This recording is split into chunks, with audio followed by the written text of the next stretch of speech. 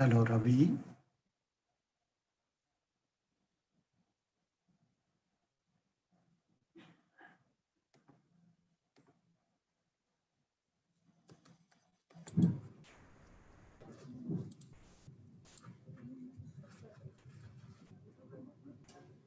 Hello, Ravi.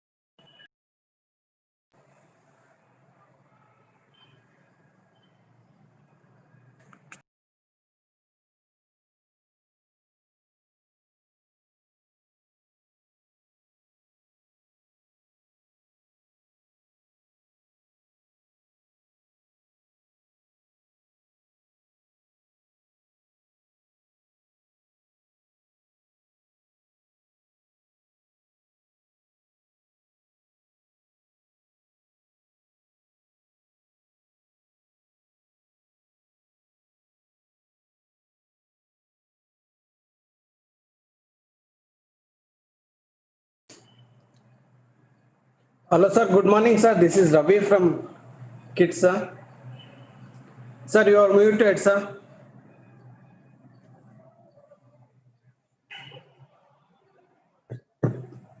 Do you want to try it, Mr. Ravi? Yes, sir. Please go ahead. Sir, voice is clear, sir. Yes, absolutely clear.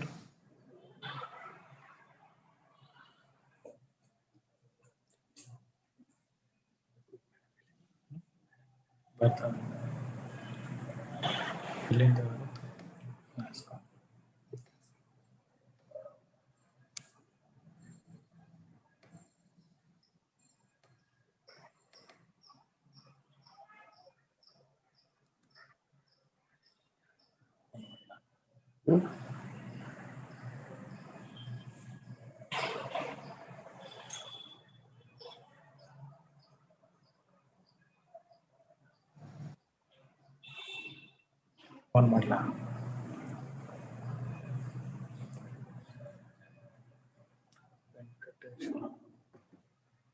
ಇವರೇನೋ ಬಂದಿಲ್ಲ ಇನ್ನು 4 ಜನ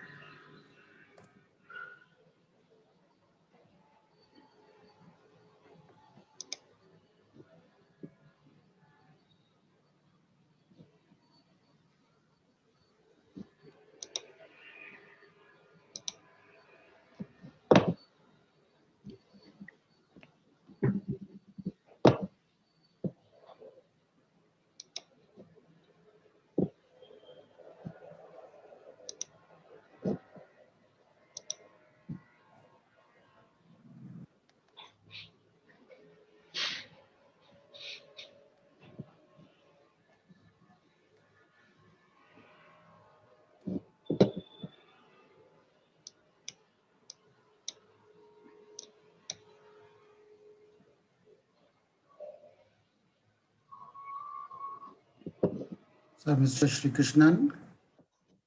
Hello, are you able to hear me? Yes, Mr. Krishnan, your backdrop is not coming great. I have set it, but I'm seeing also, yeah, the face is not visible. Any other tip? I just put the same thing. Uh-huh. Let's try. If it doesn't work, then please get out of the backdrop. Yeah, Right. Let me try something more.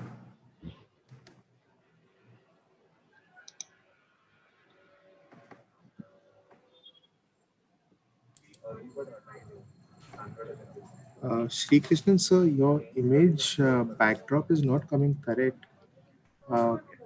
If I may request you to either remove it, or if you could, if it's possible to shift your camera angle because there's light. I think this is better, sir. Yeah. this is without any, I'm just sitting without Yes, any backdrop. correct, because the other one is looking very bad, sir. Yeah, I don't know why. I'll try Sure. once more. If it doesn't come, No, no. sir, it's looking bad, sir. Okay, I will just keep it like this. No, Sure, sir. thank you. And I will get the presentation rights during the slot, right? Right now it doesn't come, but I will activate it 1 second, just 1 second. okay, thank you.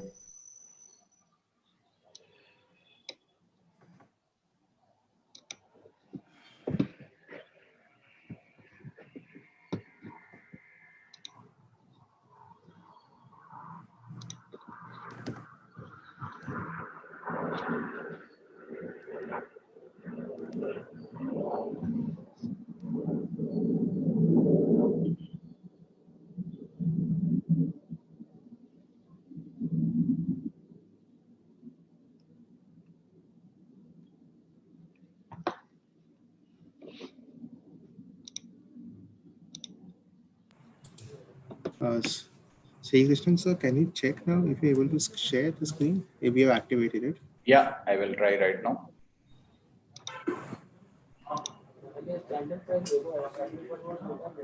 Yes, sir. We can see the screen. Only thing is, we'll request you to put it at the slideshow mode. Yeah, Where we're seeing. I'm just doing. Is that okay now? Perfect. Yes, sir. Yes, sir. Okay.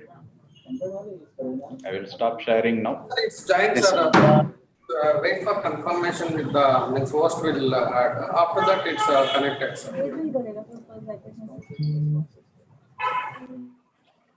Sir, I am on the screen, sir.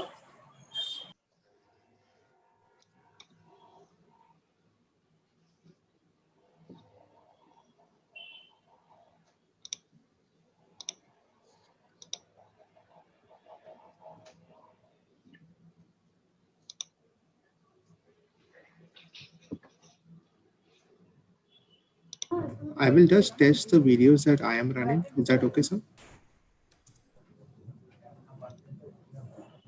Nagathan, sir, is that okay?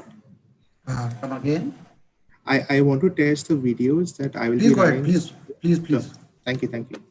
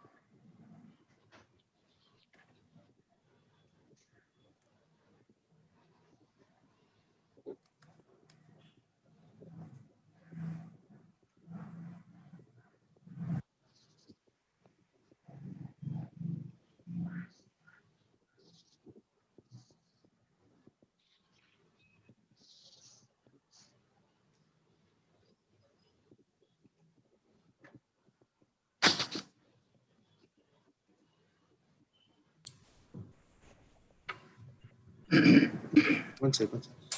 Miss Meena Nagaraj, ma'am, okay. Can we do a voice test with you, madam? Because we just want to test that. You're on mute, madam. Can you hear me now? Yes, better. Yeah. Thank you so much, madam. Yeah, thank you. This Sri Krishnan, are you able to hear me? Yes, Okay, thanks. very good.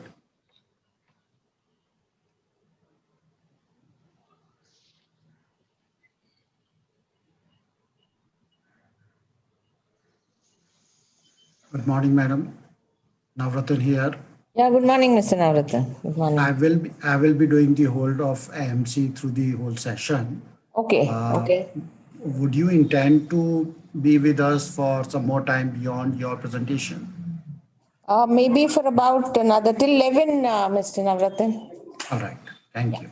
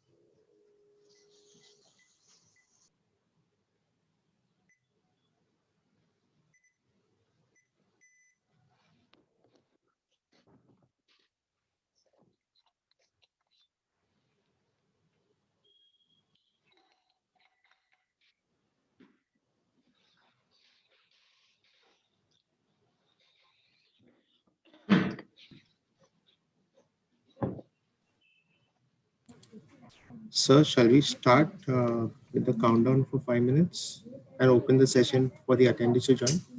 No, I Navratan, think sir? we should start. It's already at 10. Let's start. Yeah. Ron, should I open for the attendees? Yes, Anjali, open it. Okay.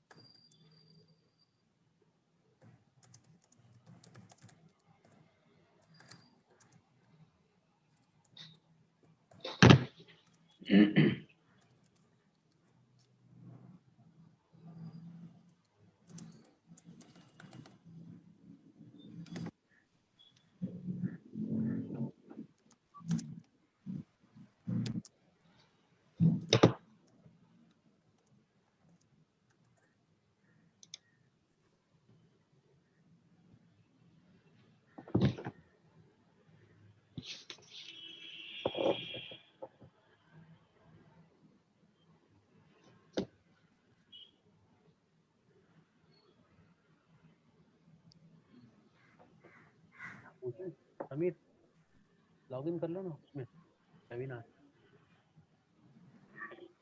बोलो मैं बोल रहा हूँ अंकित बोला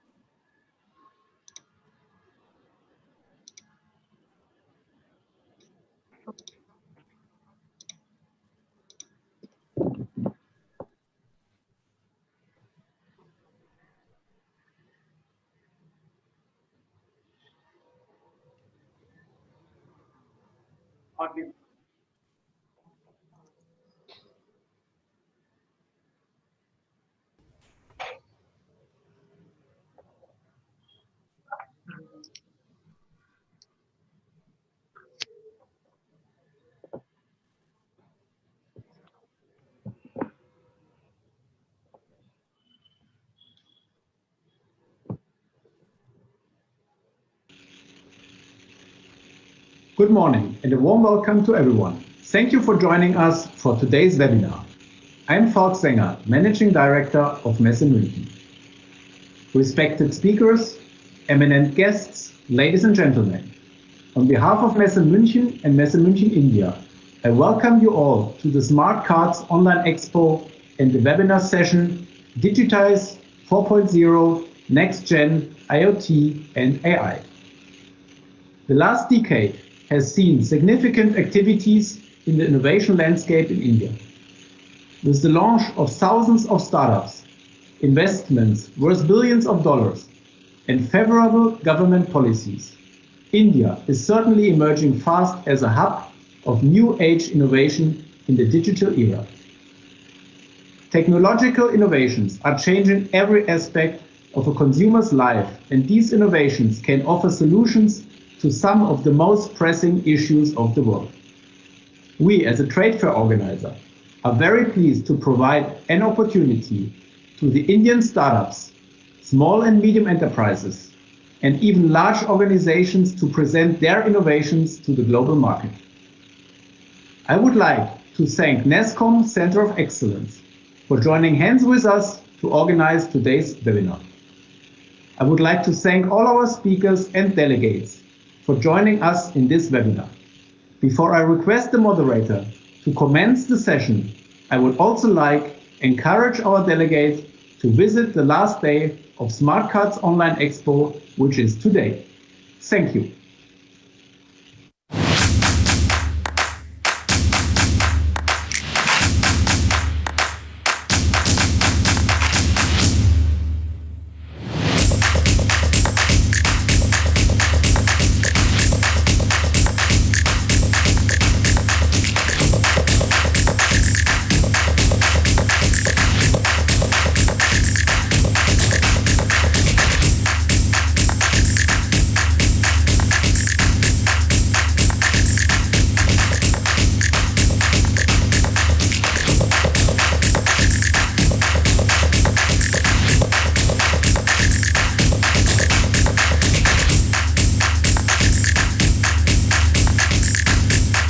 I'm really excited to learn that Messe München India is organizing the online version of the Smart Cards Expo and IoT India Expo.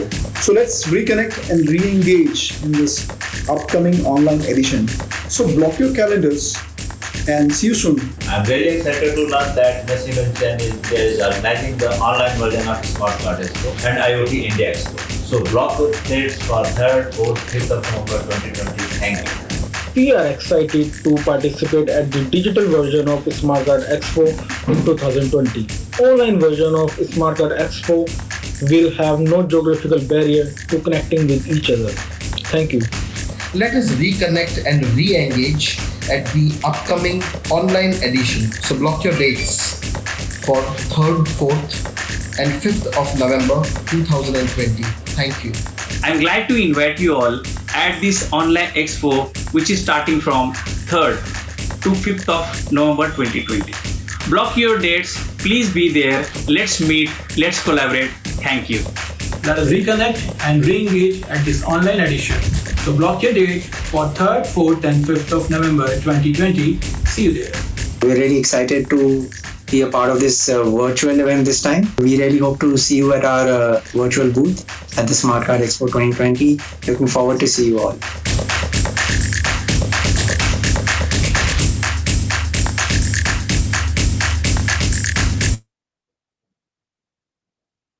Thank you. Thank you to Messi München. Good morning. Welcome to distinguished speakers and esteemed delegates to the NASSCOM Center of Excellence Digitize 4.0 IoT and AI conference. My name is Navratan Kataria and I'm going to be your host for the entire session.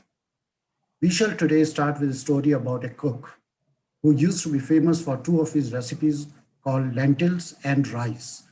Once he found that clubbing these two ingredients together gave better eating experience.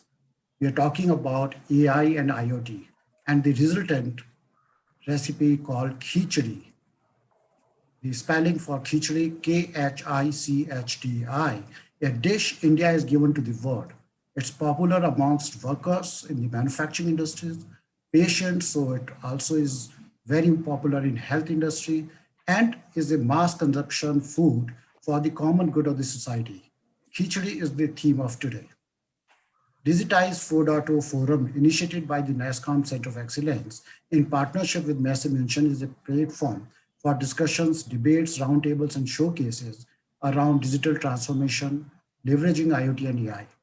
At our 4 centers across India, we accelerate adoption of IoT and AI, digitization, and digital transformation that have emerged as core drivers for Industry 4.0, health, robotics, and various other verticals. NASSCOM COE brings this IoT and AI Expo with Messi München. We welcome all our partner speakers and thank them for their continued support. We are privileged to have amongst us today 2 eminent speakers to open the session. Let me invite Srimati Meena Nagraj. She is an IAS officer of 2018 batch. Let me introduce her. She has a bachelor's degree in psychology, economics, sociology from Bangalore University and master's degree in psychology from Mysore University. As director of electronics ITBT and MD of CARES, she is spearheading the implementation of various schemes and programs of the department in the sector of IT, BT, electronics, animation, and gaming and startups. And she brings Karnataka to the world well-known platform as one of the most sought after destination when it comes to innovation. Here to Mrs. Meena Nagraj. Thank you, Mr. Navratan. Good morning to all the speakers and guests present here at the IoT and AI Virtual Expo. Innovation nowadays is the most popular topic of discussion among government, industry, students, all across the globe. As you all are aware, the world is now facing a great tide of change. The trend of digital transformation is drastically changing many aspects of society, including public administration, industrial structure, employment, and people's lives. AI and IoT in particular are said to have deep impact on the way we live and on the ways of working moving forward. Adoption of AI and IoT has spanned across industries, government, and in consumers' daily lives. We are increasingly observing how data generated by connected devices is helping business run more efficiently, gain insight into business processes, and make real-time decisions. The number of IoT connections in India are expected to grow at a compounded annual growth rate of 137% from 2016 to 2020. The sectors in India being impacted by IoT are utilities like water and electricity, manufacturing, transports and logistics, automotive industries, and healthcare. India has been ranked on the third spot after the USA and China in terms of artificial intelligence implementation, according to the BCG study, The Ghost in the Machine, Artificial Intelligence in the Factory of the Future. Analysts predict that AI can help add up to $957 billion to the Indian economy by 2035.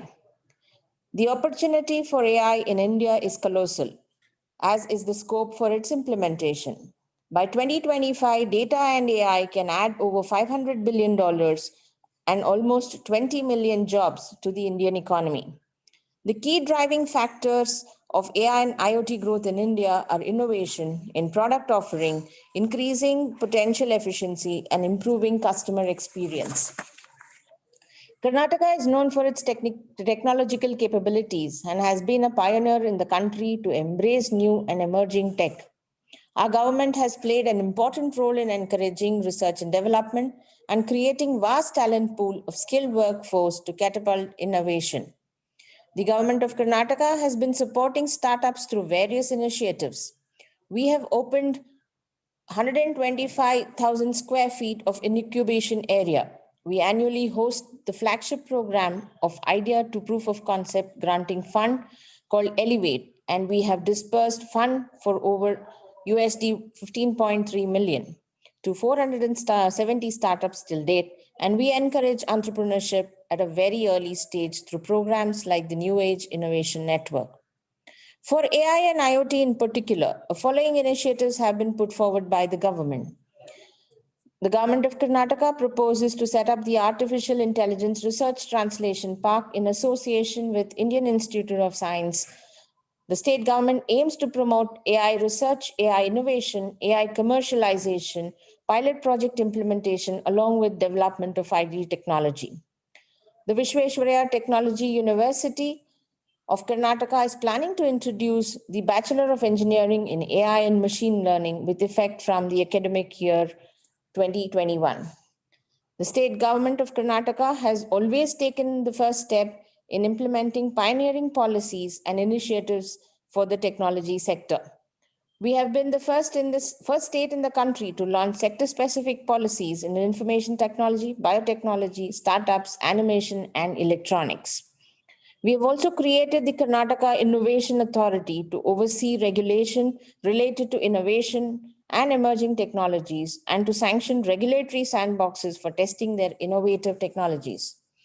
Karnataka State has also set up a center of excellence in advanced technologies such as artificial intelligence, IoT, machine learning, cybersecurity, agro-innovation as steps towards upgrading existing R&D and reskilling citizens.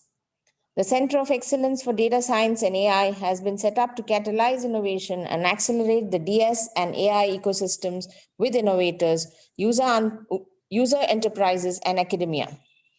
The Center of Excellence also works towards the goal of social good through programs like AI for Good by bringing the power of AI for public service and last mile delivery to drive sustainable development. 25 innovations have been successfully implemented under this initiative. The Center of Excellence for IoT in India, who is currently hosting this entire event, is a digital initiative that has been set up in partnership with Government of India and Government of Karnataka. The COE aims to jumpstart the IoT ecosystem in India and in Bengaluru by taking advantage of the country's IT strength and help India attain a leadership role in the convergent area of hardware and software. Government of Karnataka also proposes to set up a center of excellence in Internet of Ethical Things, which will have aspects of AI, IoT, and ethics to provide a platform for stakeholders to converge and create an ecosystem with ethics underpinning the discussion. Some AI and IoT startups supported by Government of Karnataka have gone into tremendously impact society and improve citizens' life. Mimic is building an intelligent surgical platform powered by AR, VR, robotics, and visual computing to reduce complications and improve safety in surgical and interventional procedures. We have also funded Cradlewise, a startup creating self-learning crib that can support babies' early wake-up signs. The role of innovation, science and technology is critical to finding solutions to a range of challenges from climate change to energy efficiency, to unemployment, poverty, and food security. Innovation today is taking a multidisciplinary approach involving dynamic collaborations among different stakeholders. There's simply no time for complacency when it comes to matters of innovation, creating meaningful and being impactful. Before I conclude, I would like to invite all of you to attend the department's flagship program called Bengaluru Tech Summit to be held in Bengaluru virtually from November 19th to 21st. The theme of this year's event is Next is Now, and I hope to see some discussion around how artificial intelligence and IoT can bring resilience in our economy and society.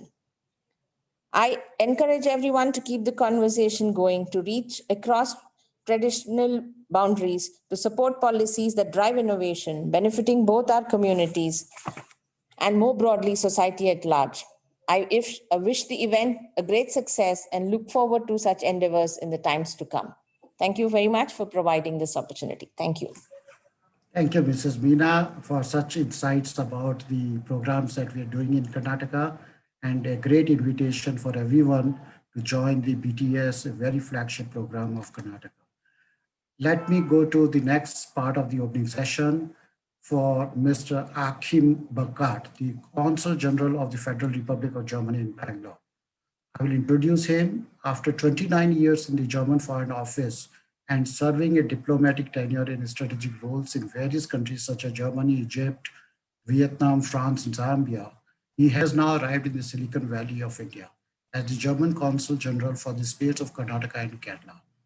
With more than 200 German companies and organizations in his constituencies, which include R&D centers, major, medium, and small-scale industries, language institutes as well, he is dedicated to promote and help these companies as well as all other German organizations.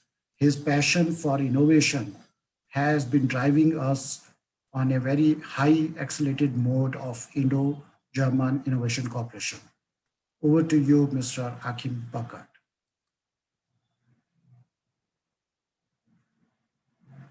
Dear NASCOM team, government representatives, friends from industry, and dear interested audience.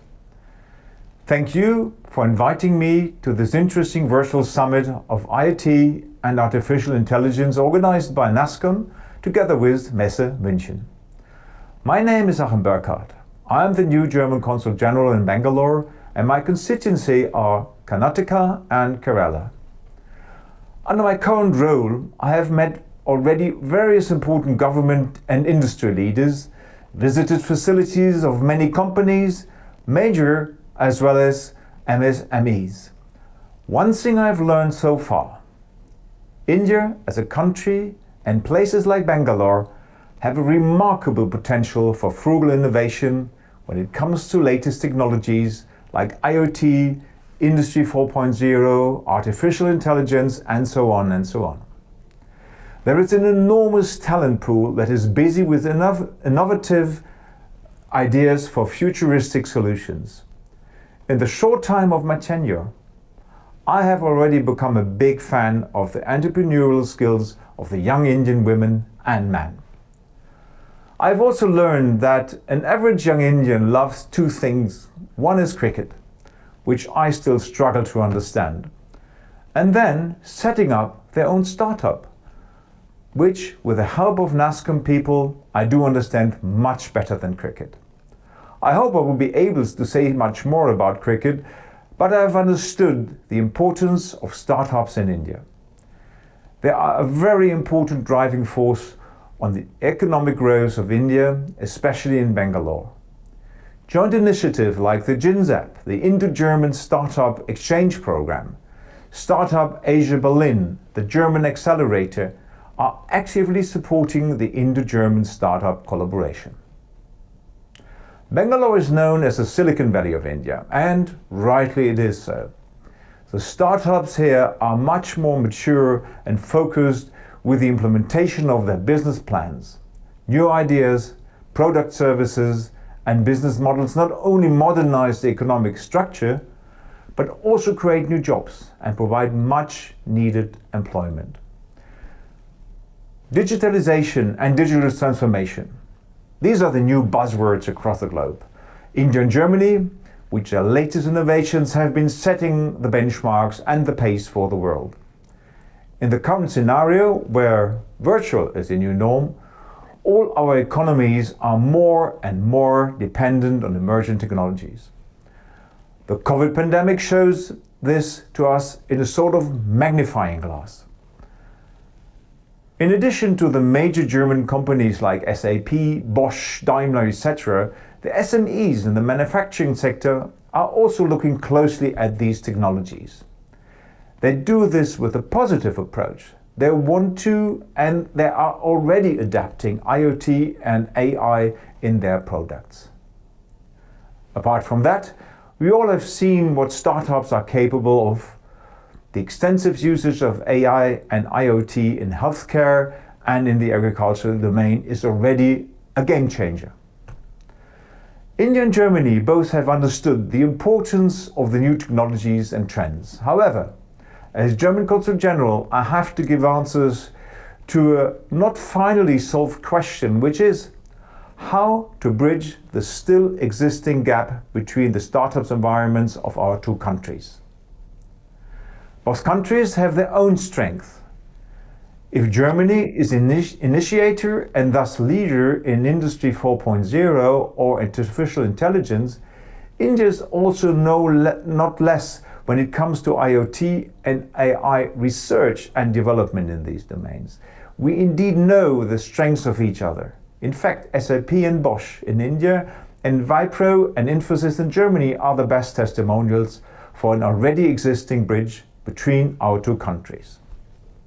The German consulate and I understand ourselves as the catalyst, and I believe that both of the countries need to continue to join forces to bring together the best of both worlds. We have to build more pillars, more lanes on this already existing bridge. We have to enhance and facilitate the traffic from both sides. We have to push away many roadblocks and to finish off with traffic jams, and very important, we have to demolish toll gates. This is partly, if not mainly, a work of governments. Germany and India are working closely together up to the highest ranks with regular common meetings of the cabinets of PM Modi and Chancellor Merkel. We, the governments, have to prepare a fruitful ground where our two business cosmoses can interact freely and show both their respective strengths. To support this process, we already had a high number of political as well as economic delegations, along with startup teams from Germany visiting Bangalore. NASSCOM was and it will remain a very important partner for us. They supported us, for example, by hosting various important German delegations in the past. These consultations, fruitful as they were, will continue virtually in these days and analog again after we have overcome COVID-19. Another excellent partner in the Indo-German Industrial Fairs and Exhibition. They helped intensively to increase the visibility and connectivity between the companies from both countries. So I understand today's event as another strong cornerstone for that bridge to be built. So speaking of events, the German consulate and the government of Karnataka are joining already hands for the Bangalore Tech Summit and many more initiatives that are comparable. The German consulate, along with the German industry leaders, are gearing up for the Global Innovation Session for Bangalore Tech Summit on the 20th of November from 12 to 1 p.m. I would encourage you to follow this session to know more about the views of German industries in the field of e-mobility. In the double sense of the word, e-mobility, a motor for innovation. So, business is about people. Science is all about people. Innovation is also about people. We have to further smoothen the exchange of people. Only by interaction the companies will be successful. Therefore, under a flexibility program of my government on high-skilled personnel, my consulate, together with our colleagues in the embassy in New Delhi and the consulates in Kolkata, Chennai and Mumbai, have already issued nearly 80,000 business visas and nearly 8,000 work visas in 2019. With around 25,000 Indian students in Germany in 2019, we have recorded an all-time high. That all shows the tremendous amount of knowledge and business exchange happening between our two countries. Under the current situation, we are on the way to come on track for issuing visa for work permits, students and important visits to Germany. And the good news is also Lufthansa is flying again. Although there are still restrictions in place, we know that. And for the time being, virtual, as I said already, is a new norm. I want to ensure you that this will not hold us to achieve our aims. As a Consul General, I would be glad to promote existing cooperation between the startups in Germany as well as in India, and I will further try to strengthen these ties between our two beloved countries. So, thank you to the teams of NASCOM and Center of Excellence and Messe München for organizing this virtual summit. I am sure it will be a fruitful session for all the participants and viewers. So, let me finish. All the best to you all. Thank you for listening and watching. And one thing, please stay safe. Thank you.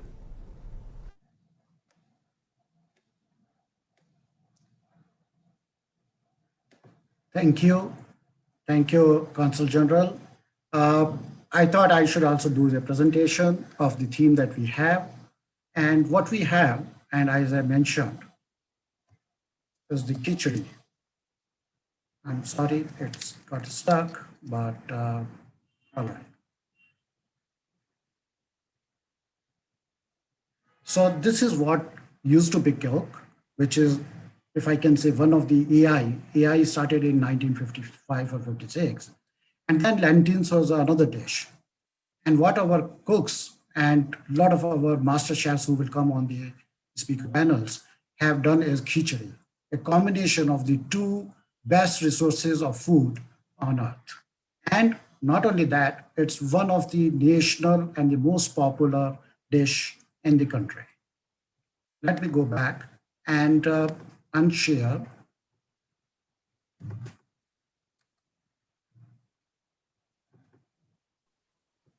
I'm sorry, I can't unshare.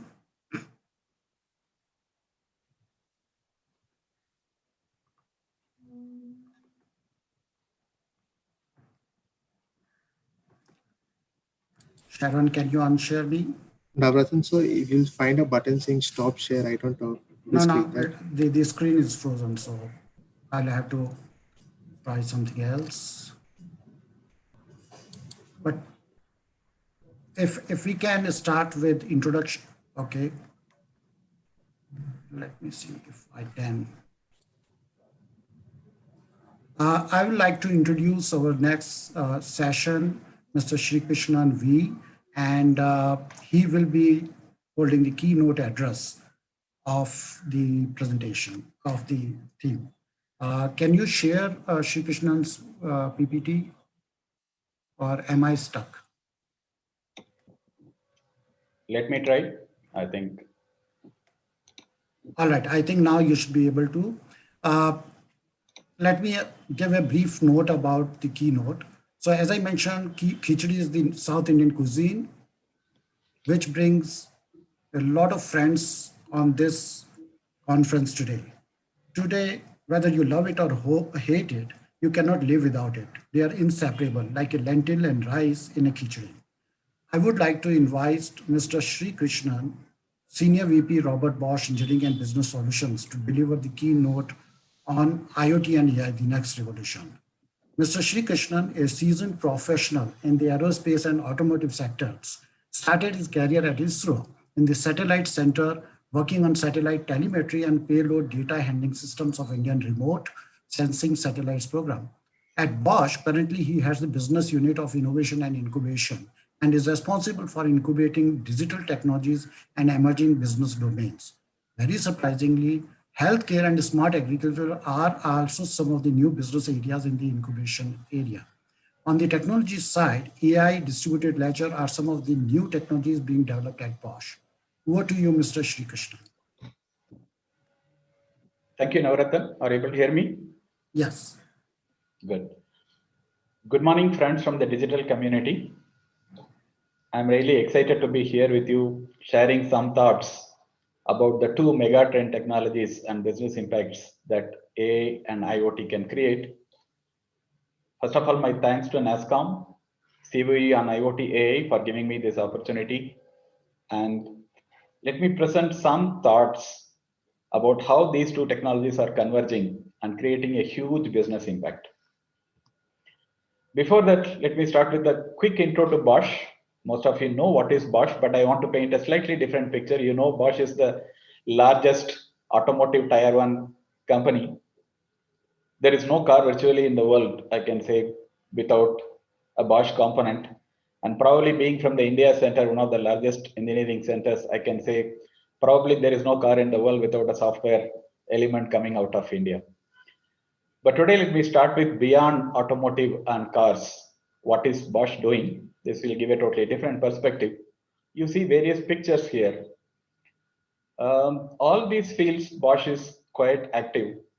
The security system at the Machu Picchu is coming from Bosch. Or the audio system in Bolshoi Theatre, one of the finest ones, is coming from Bosch. The London Gate opens with Bosch technology and motors. I can go on and on. I would just like to end with one more thing. Whatever maybe your smartphone you are having, there is high chance that the sensors inside, the accelerometer and gyro sensors are from Bosch. So that is the spread of Bosch. And what we have achieved starting 140 years before, approximately, with an automotive to a completely, totally different what we are transforming, is the storyline what I want to elaborate. And again, it is powered by the new age technologies, digital technologies. Very quick facts and figures that we are close to 80 billion euro company with 400,000 associates worldwide. And we continue investing in spite of whatever downturns and cycles are happening, almost 8% R&D, one of the most innovative companies, including the new age technologies, not only in the automotive. Let's come to the AI and IoT. These are not new technologies. These have been in existence. At least AI has been there for decades by whatever name it was called, but now it is AI, machine learning. IoT has been there for a decade or so. Each one has been maturing, has been growing in its own stride. But we are at an interesting point where the intersection is going to happen. Mainly due to the reasons that lot of enabling factors are now really converging. There is abundance of memory availability. There is abundance of data availability. We are able to store it. There is enough computing power now at affordable rates coming. So we are able to process the data. High-speed computing is possible at the edge, fog, everywhere. So that gives us opportunity to do real-time computations. And overall, actually, a lot more new businesses are into the digital transformation, transforming their entire business using the digital technologies. So that brings us to the quite interesting point in time, the next revolution, what we are seeing.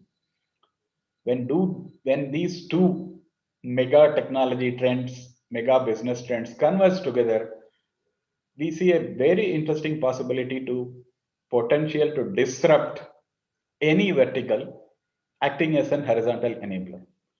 Classically, we see now in any business, the company or the business might have been there for decades or century, but new players, startups, enter into the arena and they are able to disrupt. That is mainly due to the power of the digital technologies, which are flattening the old technology, which are flattening the old knowledge built, but able to create new value. Bosch has been reinventing. So we have been into this game of digital as well. Our principle is actually what we call sensor, software, and services, because we are strong in all these areas, starting with fundamental sensors, that's the backbone of the IoT systems, to the software, which includes the AI that powers, and innovative business models that are possible through services. I think that is where the world is heading. And what I would like to present now is some interesting use cases which we are already in various stages of development, various stages of already deployed, to show the spectra of possibilities using the power of IoT and AI. I will come to the automotive towards the end. All of you know about automotive, but I want to give a spectrum from other direction. This is a recent product from Bosch, launched in the need of the hour. Particular features have been added. And again, Bosch and healthcare, for some of you may not ring anything, but this is exactly what is happening. It's a completely new field for us, but we are making waves.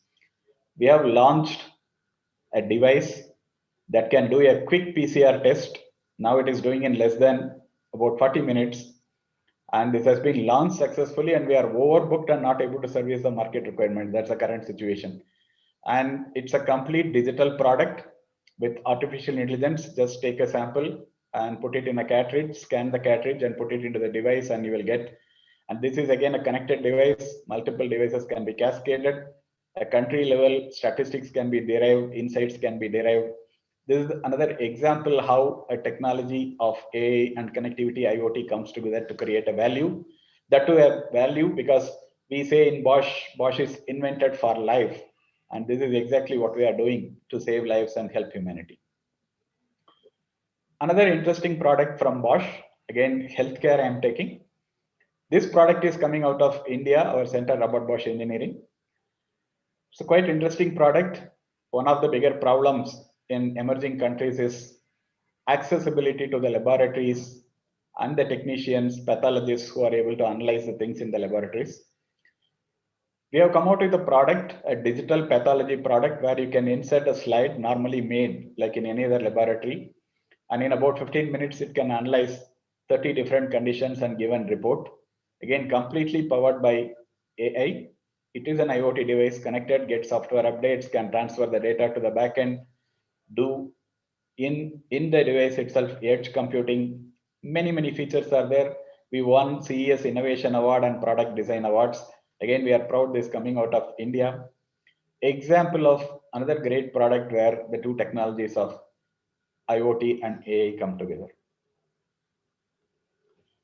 Let me move on to the other things where we need to save the environment, where we need to turn more green. This is a device from Bosch, another IoT device powered by AI. It's an air pollution monitoring. Already it is getting deployed in Europe in many cities. And it captures all the essential pollutants in the air. It can measure the particulate matter, nitrogen, sulfur, humidity, including sound pollution, what is happening. We are able to generate for a city maps of pollution, even able to make models, not only just capturing in real time using the power of AI, we are able to make models.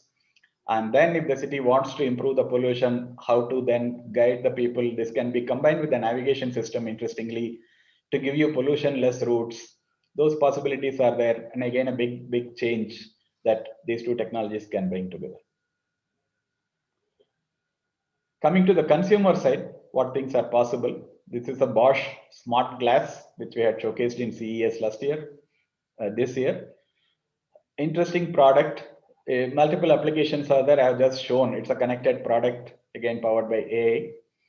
On the right side, you will see maybe a bike rider is wearing that, and he can get a navigation instructions without distracting. He need not look at any dial or any other system. It can give him the turning instructions, what distance, where, what, even a mini map, or what is the time to. All that can be shown on the glass without any distraction. On the left side, you will see this is useful in the retail as well. One of the applications that you can wear this and go around into a store, and then if you have a shopping list connected, it can keep giving you instructions. This is available where you can keep checking out, you can keep buying things. There are quite interesting, innovative possibilities with the smart glasses. We started the discussion with Khichdi. And this is one example possible. Even anybody can make a good khichdi possibly. You know, the Bosch brand is into the home appliances as well. And this is one of the products launched is a connected multifunctional kitchen machine with built-in AI and connectivity that can give you step-by-step instructions to cook as well as measuring things. It's not just what you see on a tab or mobile phone, the recipe. It is much more. It's an interactive one. It will guide you. It will measure things and can do almost 30 different operations. And again, the interesting point is it is connected and it can give you many, many more interesting possibilities with technology helping your cooking. Moving on to security, one of the most needed again in the current hour. This is an example how the Bosch security cameras are helping. It is just not monitoring and then giving the feed to the security officers. It has got a lot more built-in intelligence now. Some of the examples shown here, it can actually track an unattended baggage. It can track, if required, a particular person, of course, complying to the GDPR and privacy guidelines. If there are incidents, maybe somebody had a fall, it can detect, or even people crowding, or if it is seen as some violent scene, it can detect that. Or if people are moving in the airport to the areas which are banned or trying to enter, it can alert. There are enough use cases available again using the power of artificial intelligence, real-time computing, and computer vision. Now I will come to the classical areas where we have been the leaders for decades. This is a well-known topic of Industry 4.0, where manufacturing is digitized, modernized, where all machines are connected. Everything is transparent, including machine maintenance, including logistics. Real-time data is available, real-time machines are working together, robots are working together with humans, and a complete automation in this kind of scenario is a possibility that is already coming into reality, again powered by machines getting connected as IoT and with the data AI playing a major role. Interesting example in Bosch manufacturing plants, we are deploying already, we are seeing quite a good power efficiency improvement. Easily 10% savings are possible. We are seeing that. That's a great advantage considering the green initiatives that we have got, and we are already carbon neutral. So that is possible again using the power of AI, how to optimize energy consumption at a machine level. We get insights and we are able to tune the entire manufacturing system. Coming to the last, the automotive side, I think all of us are familiar with the various levels of automation from level 1 to level 5. It is all in many stages of deployment. Level 5 is slightly ahead for, but there are many features which are useful. It could be for the highway piloting or emergency braking or little more safety. All these things are possible again only with the power of computer vision, artificial intelligence, and connectivity between the infrastructure and the vehicle that gives enormous possibilities. The underlying technology finally is how a computer or the camera will see a road scenario. This is called semantic segmentation. The intelligence that a vehicle requires to understand a scenario, that this is a side path, this is a two-wheeler, this is a four-wheeler, there's a signal ahead, this is a road ahead. All these things computers in the car have to interpret in real time and then take decisions so that safety is ensured for the passenger as well as for the other people on the road.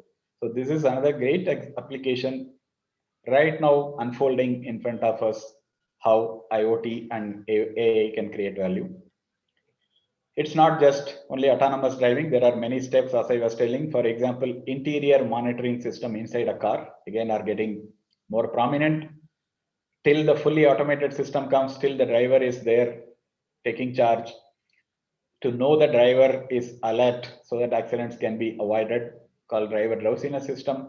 More things are there, monitoring the vital signs of the driver, again contactless using cameras and other sensors, heart rate, breathing rate, and if the driver needs a brake, using the steering angle and using the AI algorithms, we are able to give such safety instructions.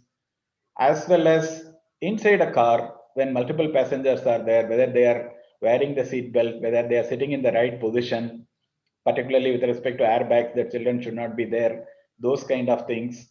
As well as if there is a scenario that warrants emergency conditions, alert can be given. So these are all, again, another set of applications of artificial intelligence, computer vision, and connected systems inside a car.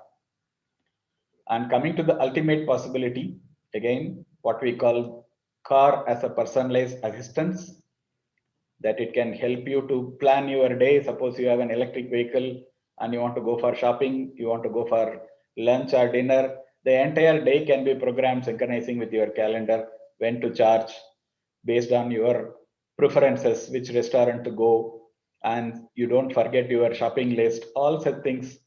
We are calling the car as a third living space. The first living space is your home, second one is your working place, and the third living space is the car. So how can the third living space become much more intelligent with power of AI and connected systems is another thing unfolding. So these are all the possibilities that is in front of us when the two technologies, the superpowers, I will call them, AI and IoT, come together, and let us ride the next wave. Thank you very much. Thanks, Mr. Shri Krishnan. We heard about the next revolution in khichdi preparation from Bosch. Now let's talk about speed. We moved from open pan cooking in previous years to pressure cooker cooking. You guessed it right. The next topic is innovation in India with 5G. Our next speaker is a very sought after chef who is showing us the fifth generation of speed in IoT and AI through mobile technology. Mr. Sudipto Roy is VP of Engineering at Qualcomm Technology Licensing, or QTL, at San Diego, and he focuses on QTL's regional strategy and ecosystem development. Sudipto has been with Qualcomm for over 26 years in various pioneering and strategic role models across engineering, product management, and customer engagement, spanning infrastructure, handsets, obviously, and IoT devices from 2G through to 5G. I invite Mr. Sudipto Roy to do his presentation, please. Namaskar. My name is Sudipta Roy, and I am a Vice President of Engineering with the Technology Patent Licensing Group at Qualcomm's headquarters in San Diego, California. I'm looking forward to giving you an update on the global progress on 5G, and then specifically commenting on areas of innovation in India that can be further augmented with incorporation of 5G. But first, allow me to give you a few words on Qualcomm's history. As you may know, Qualcomm was once a startup founded by university professors with the mission to conduct research and development into wireless systems that lead to quality communications, and hence the name Qualcomm, Quality Communications. We are well known in the industry for two of our main businesses. One that licenses the standardized technology that arises from long-term R&D programs, and another one that provides advanced semiconductors and software for the cellular industry and numerous other industries. Qualcomm's operating mode, however, has stayed the same throughout its lifespan of 3.5 decades, that of focusing on long-term R&D, finding clever ways to use the scarce resource that we call as wireless spectrum, and then thinking of the design of end-to-end wireless systems, then building industry consensus through standardization, such that various industry collaborators come together and agree on a common way of implementing an air interface, then working globally with operators, with governments, infrastructure and device manufacturers, OS providers, app developers, and the broader industry, including startups. Ultimately, through these mechanisms, our goal is to provide technologies that transform how the world connects, computes, and communicates. Now turning to 5G, understanding the true impact of the current and future of 5G requires a few words on the standardization efforts that have brought us here. We have been driving R&D into the technologies that eventually got adopted into 5G standards for a long time, well over the past decade. From that foundation, we commercialized enhanced mobile broadband (eMBB) in smartphones and fixed wireless access devices that were launched since earlier in 2019. We are now seeing an expansion of 5G eMBB solutions to new device classes, to more deployments for expanded 5G coverage. These include bringing 5G to connected PCs and also the automotive industry.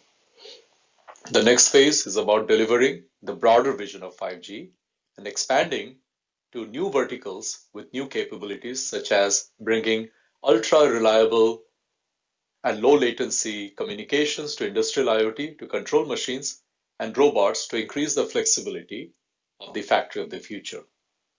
We will see new types of deployments with private networks for dedicated tasks and more spectrum options. We will expand direct communication with 5G NR, CV2X, cellular vehicle to everything, to enable more advanced use cases, not only for the autonomous car, but also for expansion of the infrastructure and smart transportation, where we will bring all of these benefits to roadside units that are directly communicating with cars. We will continue to enhance broadband through new device classes, enabling dramatically different and new experiences, such as boundless extended reality. The first of these new capabilities, known as Release 16, just got standardized earlier in 2020, with devices anticipated in late 2021. The subsequent release will be known as, unsurprisingly, Release 17, which will likely get standardized in 2022 with first devices in late 2023. But today's deployment occurs with Release 15, which was standardized in 2017. Let's take a look at what has been deployed thus far.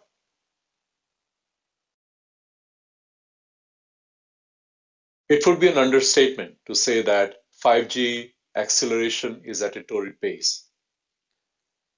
Since the last 18 months, when the first of the 5G networks are commercialized, we now find that 90 plus operators have launched 5G in more than 40 countries.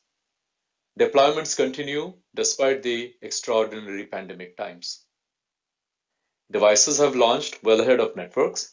Qualcomm projects that a net of 200 million devices 5G capable would have shipped by the end of this year, 750 million by 2022, and shipments will reach the 1 billion mark by 2023, which is 2 years faster than the equivalent time period of 4G's rollout.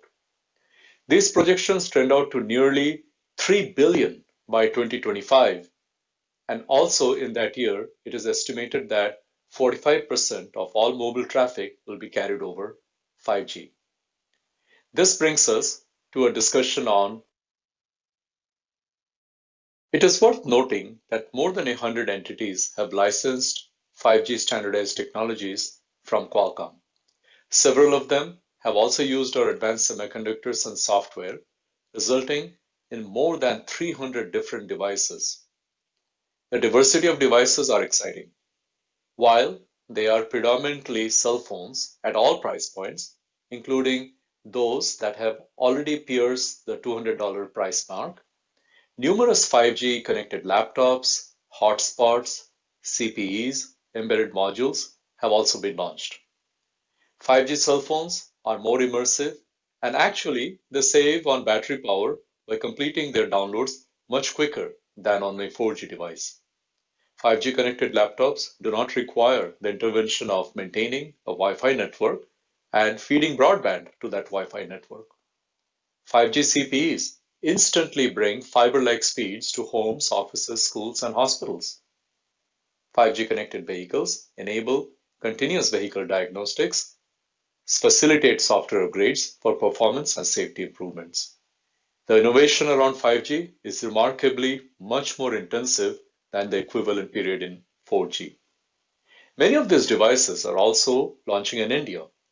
In recent months, India has seen the launch of more than a dozen 5G ready handsets already. In fact, all new phones from every major phone brand are 5G by default, especially in premium, high, or mid tiers. Meanwhile, Qualcomm is continuing its R&D to build 5G low-cost devices and bring the price points rapidly down device tiers. Innovation is also occurring on the network side and also on the operator side that will make 5G more accessible and affordable. With 5G's massive data capabilities, operators are able to monetize their investments more rapidly and offer unlimited data plans with more flexibility. They are also able to explore new service capabilities and host new business models using 5G's virtualized RAN and advanced wireless edge computing capabilities, opening up new data streams beyond subscriber connections. Now, turning to our focus on innovation in India, we have enabled multiple programs through our Qualcomm Design in India program, QDIP. It has evolved over the last 5 years to include universities, startups, licensees, and other downstream players. In particular, for this presentation, I will highlight the Qualcomm Design in India Challenge, which is India's longest running hardware startup incubation program. And we use product design services, technology incubation services, IPR workshops, and business mentoring to incubate some of the best hardware startups in India. Taking a look at where these startups have come thus far, we have been privileged to have incubated 65 of India's top startups who have been selected from hundreds of applicants. Our startups have three distinct traits. First, they know how to build hardware as part of end-to-end systems. Second, they utilize AI as a primary means to improve customization and performance and also provide ongoing service upgrades. Third, they protect their hard-earned inventions through patenting.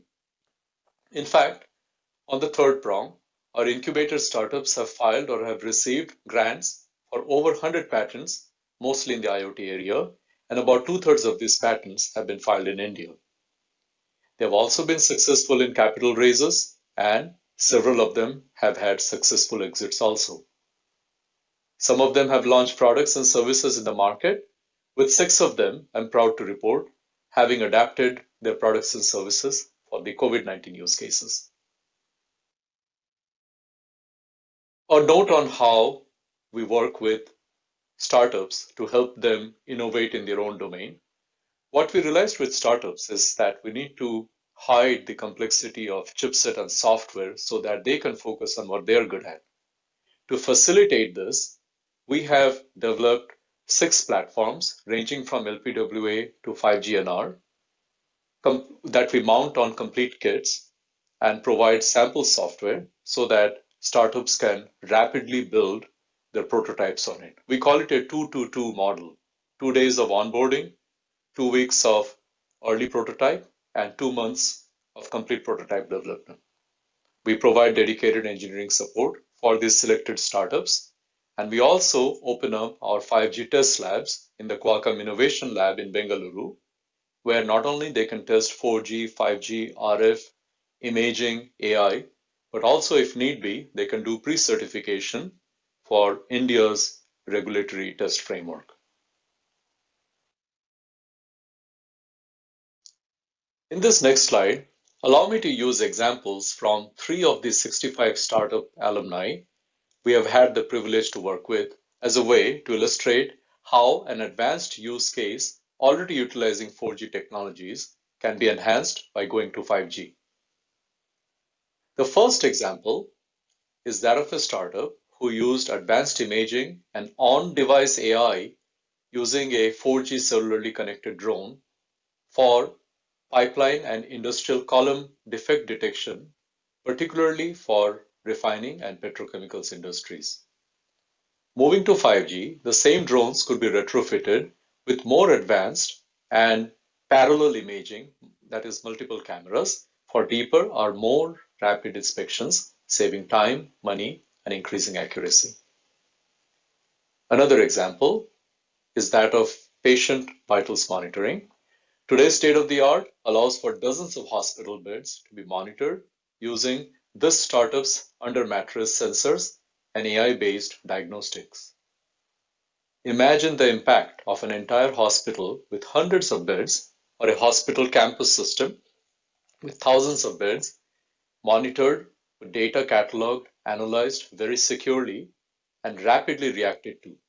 Such a network will depend on 5G's massive network capacity and low latency combined with reliability. A third example of innovation dramatically speeds up the diagnosis of diabetic retinopathy, which afflicts a third of diabetic patients. If left untreated, DR can progress into blindness.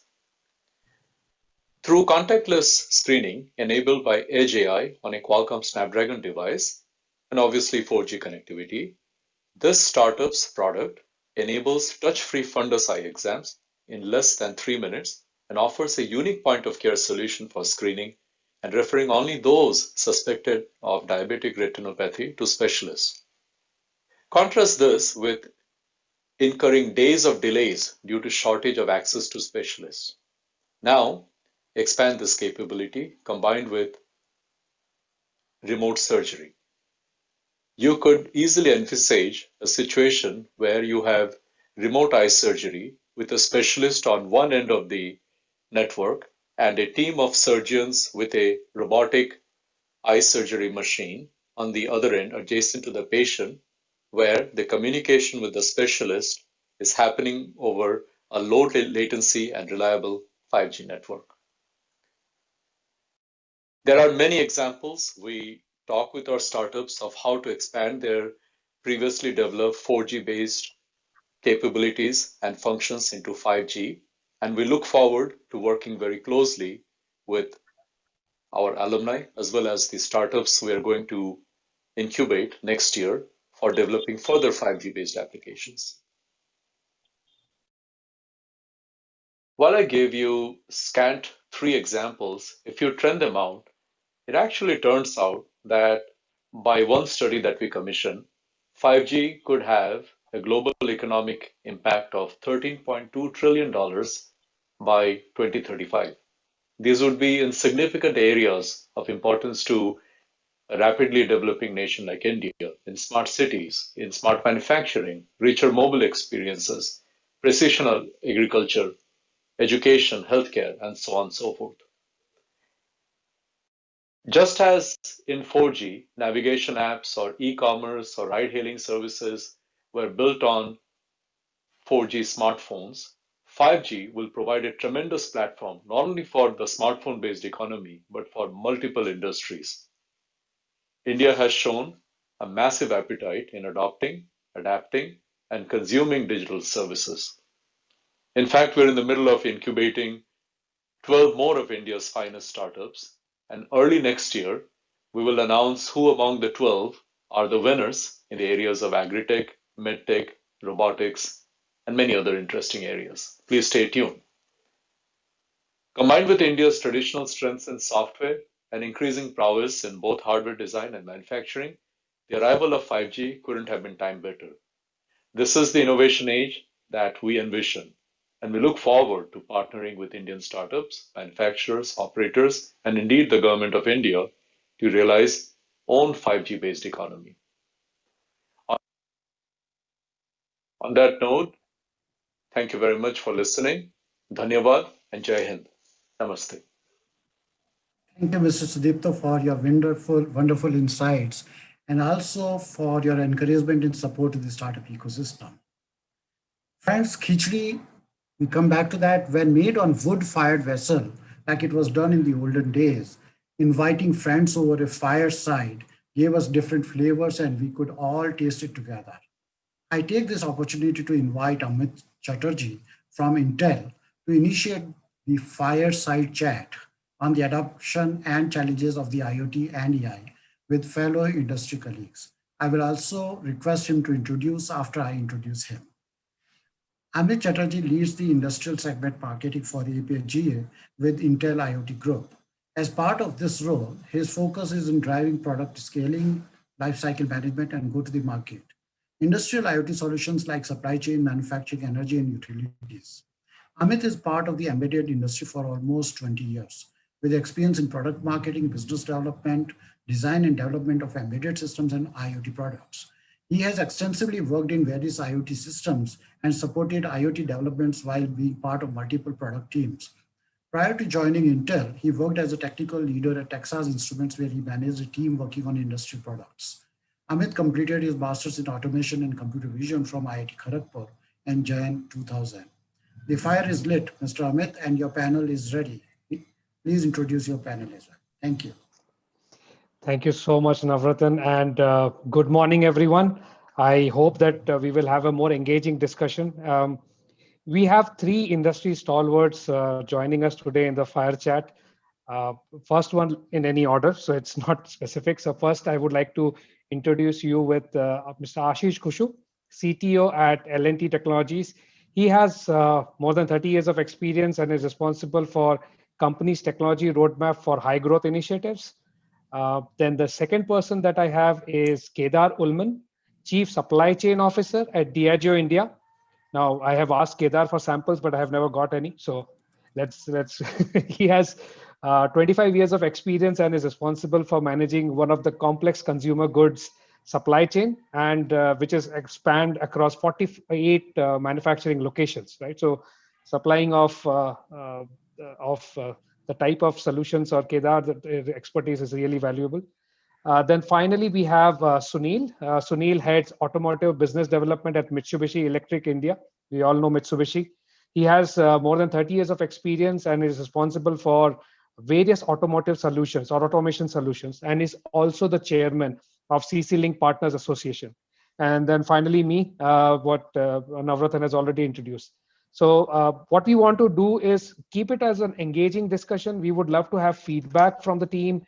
We would love to understand and give you a perspective of what are the challenges that we are trying to solve together.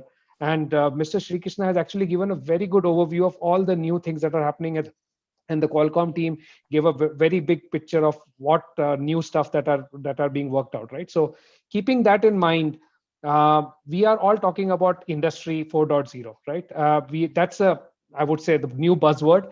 IoT, I normally like to call IoT as intelligence of things. IoT has been around for a long, long time. But to be very frank, I feel that only now is the time when people have started driving intelligence of from the data that which is coming in, right? So keeping that in mind, a lot of organizations, we have a very good, healthy set of SMEs joining in today. Thank you so much. We have startup ecosystem coming in today, and then we have the developer ecosystem coming in today, right? So what we had tried to do is keep those interactions in that particular segment, which is relevant to you. So first one, let me start with a question, which is Industry 4.0 is a big pill to swallow. It has a lot of functions, right? It is a big challenge if you want to take it down. Now, what we would like to do is go on a gradual manner and maybe simplify the adoption of IoT or Industry 4.0 for that matter, right? So, for example, in case of Intel, which I represent, we have been dividing it down into smaller pieces and doing it like the way our previous speakers have said, that you want to do it something on healthcare or maybe a small function of healthcare, let's say patient data recording, or even for that matter, smart building automation. All of those are smaller subset functions. You can start with them and then bring out specific solutions in that particular area. And that can be one way to go. Mr. Ashish, you want to add something on that? Thanks, Amit, and please call me Ashish. The moment you say Mr., I seem to be in a different age group altogether. Thank you, Amit, and it's been nice so far listening to speakers who've spoken in the earlier sessions. The interesting part, Amit, is that yes, IoT has been around for a very, very long time.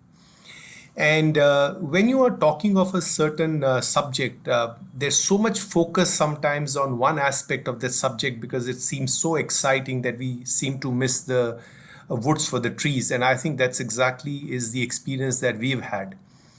When we look at what the gentleman from Qualcomm presented, he said the 5G impact would be humongous in precision agriculture and manufacturing and oil and mining and the very sectors that we go and talk, and that's the very sector which is getting disrupted by digital disruption or industry 4.0, whatever you may want to call it. So our experience has been very interesting. One is that they are supposed to be the old industry. They're very open to startups. They're very open to adopting new technologies. We don't see an issue there with them. The issue has been that the journey gets overtly focused on either cloud or on IoT software. And if you really look at it from a customer's perspective, both of them are really not solving a great part of the problem. The great part of the problem is, where are you going to get data from? What are you going to connect? How are you going to connect? And once you get the software, once you get the data, what are you going to do with it? And these two endpoints never get discussed with the customer. So therefore, when you go with point approach of I have an IoT software or I can do this AI enabled things, we're missing the complete perspective of the customer. For example, if you're going to do smart agriculture, how are you going to sensorize, and what would happen to sensorization in remote fields where there is no network available? Or when we were trying to talk about connecting an asset of an exploration giant, how do you connect all these assets and rigs which are in high seas, and then how do you establish a network and how do you get a data?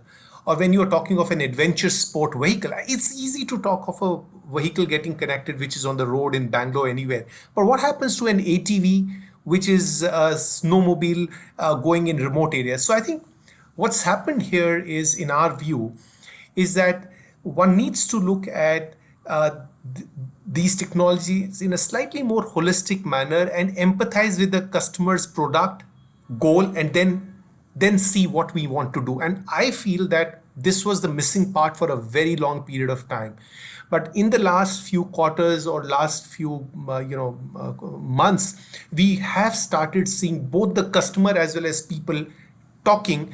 Don't tell me about the IoT software. Tell me, how are you going to help me capture my data? And then once you get the data, what are you going to do with it? Talk of the whole landscape. I think that was a missing link.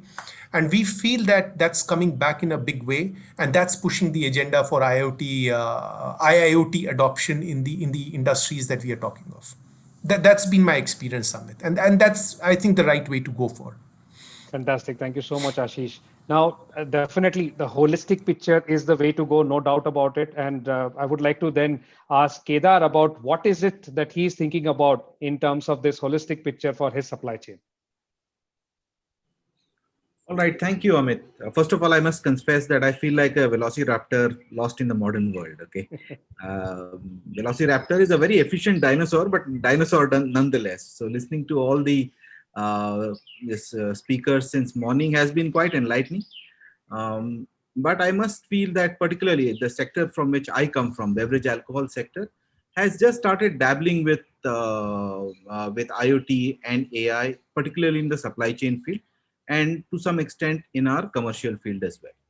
But as we see, we see numerous applications of AI in particular, right, in the supply chain field, not only for beverage alcohol, but in a larger consumer goods industry as well. I'll give you a couple of examples which are very, very applicable and very valuable for us. The first example is from the demand supply planning phase, right? So, it's a very, very difficult task in a highly regulated beverage alcohol sector to predict demand and ensure that the supply chain is geared to meeting this demand. What we observed in past was our sales folks commercial folks, as we call them, had this habit of under forecasting the demand and then creating a bit of a noise, when at the last moment when the supplies ran out. We used a very simple AI model to kind of predict to the extent to which they were under forecasting the demand, and that kind of helped us in building those safety stocks, so that when the demand came in at the last moment, we were able to fulfill it. It took us about couple of years to figure this out and build this model. We took ventures getting that done. But once we did that, ready for any kind of swing that happened, right? So I think this was very useful. And we will want to embed more of AI into our supply chain planning as we go ahead. Couple of other examples. One is, brand protection. In the beverage alcohol industry, where excise duties and the custom duties are so high, these industries are very prone to counterfeiting, because the spread of the price at which the product sells without excise duties is pretty high, right? So you see a lot of counterfeiting being done, not only in India but all across the world. We are using a combination of technology and, to a certain extent, smart tags to put in place a track and trace mechanism, which will help us identify whether the product is authentic right at the point of sale, right? It's a bit confidential, and we are working with a couple of startups to make this happen. But if you are able to do that, then, as a consumer, all you need is a smartphone and point at the product, and you'll know whether the product is authentic or not. This will be revolutionary for beverage alcohol sector, right? And which will completely stop usage of or pilferage of counterfeiting in this segment. Not only help companies like us, but will also help the government in sizably increasing their excise revenue. And most importantly, it will help the consumer in ensuring that whatever they consume is authentic. Last space is in the sustainability. I can't share much detail about it, but we are absolutely passionate about sustainability, right? And particularly in the field of plastics, right? We are a reasonable consumer of plastics. We've ensured that all the plastics that we use are recyclable, and we don't have any non-recyclable plastic in the supply chain.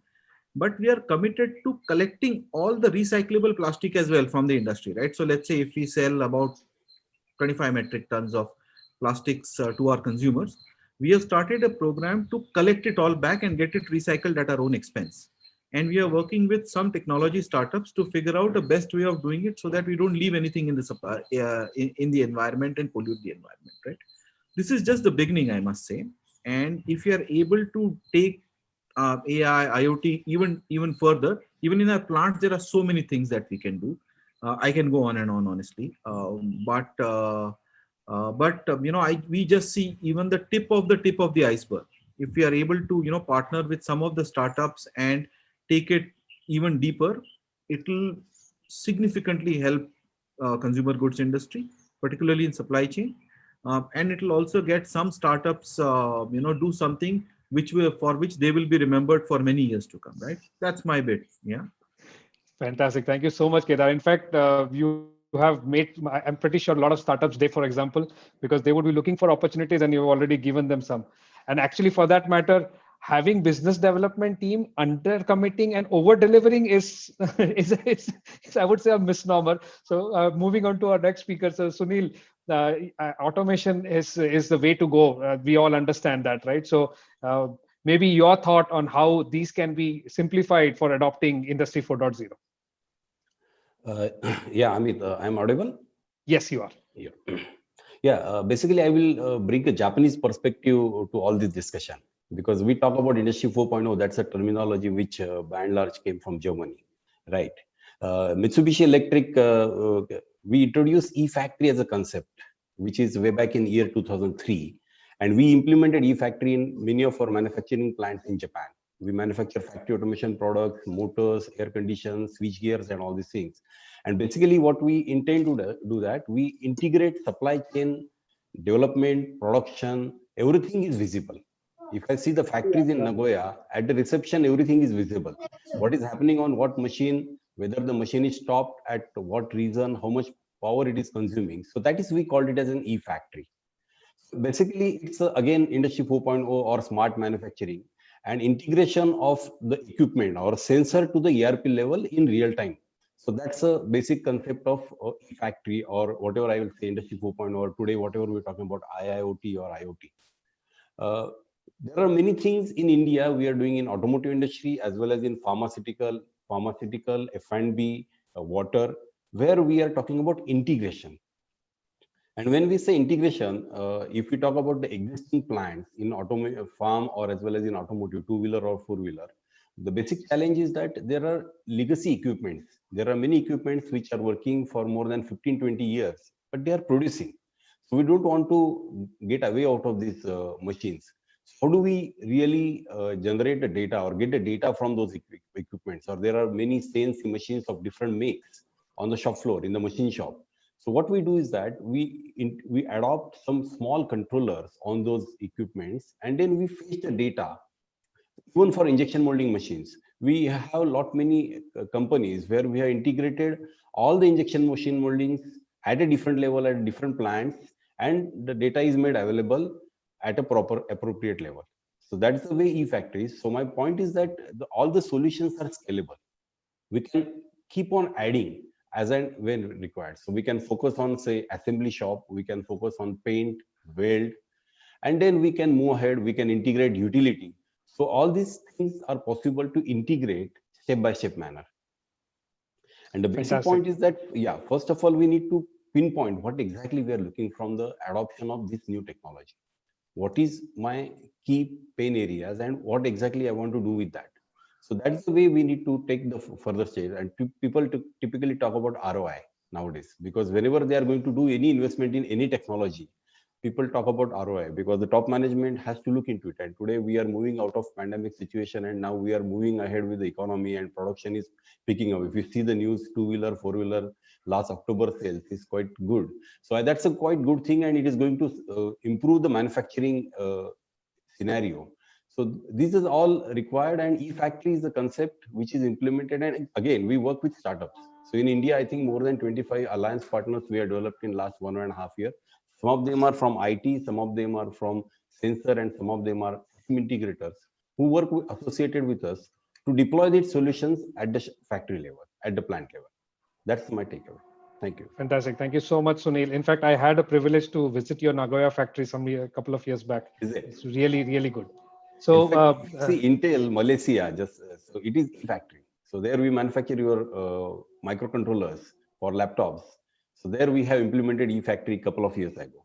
Correct. The automation is there. So specifically in the packaging part of it. Yeah. So yeah, yes, definitely. Different industries require different types of automation, no doubt about it. There is no one single solution that caters to it. And like what you just said, go in an incremental manner definitely makes sense. Yes. Having said that, backbone is data at the end of the day, right? Everything is data driven. All your decisions have to be data driven. Now, I would like to say that our ex-CEO, Brian Krasanich, said it first, that data is the new oil. But I'm pretty sure we all understand the new companies who are utilizing data really well. Apple, Facebook, Google, you name them. Anybody who is dealing with data is valued, really valued, right?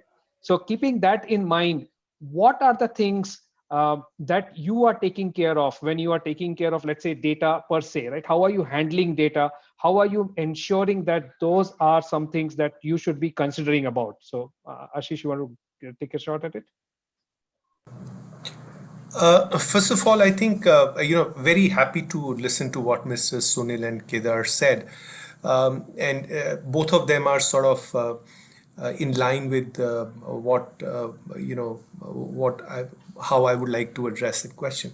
For example, Kedar talked about supply chain, insights from sales getting into supply chain, and Mr. Mehta also talked of how in that e-factory supply chain data is getting integrated with data on the machine floor, on the manufacturing floor, and etc. etc. I think this is what is happening. We are seeing the product design part, the manufacturing part, the supply chain part, the legacy equipment on the plant, in various departments, weld, assembly, etc., etc. All of them getting incrementally sensorized and connected and coming together. And that's the experience that we see many customers are talking of. So customer behavior while buying a product, and which geography is he buying it, at what price he's pointing in, not only goes as an input to the manufacturing folks, it is also going as an input now in some customers to the people designing the product, doing the product engineering. Customer satisfaction, adoption, how does it get linked to the defects in the product performance, etc., etc. So that's the type of integration that we are looking at, and things are moving very fast there. And when we see, I'm talking from a services and a technology perspective. Mr. Mehra and Kedar are the consumers, so they'll probably understand this a little bit more in detail. There is a challenge right now in Industry 4.0 because there are still systems that are legacy systems. What we forget is that when you use a compressor, or when you're using a carbonate mixer, or when you're using a grinder, or any industrial automation product, they don't last for 6 months like a cell phone or for 1 year. Some of them last for 10 years, 15 years, 20 years. So now at any moment in time, I'm sure Mr. Mehta would agree that he has perhaps 8, 9 different generations of technologies lying, and they're working. They're working well. So you have proprietary protocols, you have new age protocols, you have old gen machines, there are new gen machines. So, so it's a fairly complex thing that cannot be addressed overnight. And some of these issues have got nothing to do with technology any longer, as Mr. Mehta talked of. Incrementally, they're all getting sensitized. I think where we are still struggling when we talk to our customers, and again, Mr. Mehta and Kedar would possibly, is how do you create a more harmonized linkages between these data? That's really the issue. When you take sensor data of a certain kind, now sensor, when we talk of a sensor, right? I mean, it's not uniform. There are perhaps more than 70, 80 different type of sensors, and they deteriorate over time in the performance characteristics, etc., etc. Now, what type of sensor data? How do you take that data? How do you synchronize that data? How do you take data from SCADA, PLM systems? So now I think we are in a situation that we have access to all different type of data, harmonization of this data into something that you can make sense of, connect, is a very, very big challenge. What to do with this data, I think, is known to Mr. Sunil and Kedar very well. But how do you synchronize? How do you harmonize? And one last point I wanted to tell you, Amit, is that when you take a predictive maintenance of one or two equipments, old OEMs, now the new OEMs would have predictive maintenance solutions built in. And when you're doing real-time assessment of the performance of these machines, it's a big data problem. I've really not heard many people going to manufacturing organizations and telling them that if I am going to implement predictive maintenance solutions on your existing or old legacy products and sensorize capture data, it's actually a big data problem when you see the type of volume of data and the type of data it generates and different type of data. So I think given the context of whatever we have discussed, incremental implementations are happening. We have access to data, but the complexity of the different type of data, how to harmonize it, it's happening. But one humongous data lake in an organization which takes design to product design to CAD to engineering to manufacturing to supply chain to the customer. I think that's on the drawing map of everybody, and I don't think anybody has an answer. The issue is not technology. The issue is processes. Issue is mapping to the information flow, relevance of data, etc., etc. So that's the journey that we are in right now when we talk. Perfect. Thank you so much, Ashish. See, if I want to think about it, there are basically 3 steps, right? Sense, think, and act, right? That's the whole idea. Yeah. Whether you are playing even a game, human being will do that. If you're playing cards, for example, Teen Patti, I'm pretty sure very soon, I'm sure a lot of people will try it in Diwali.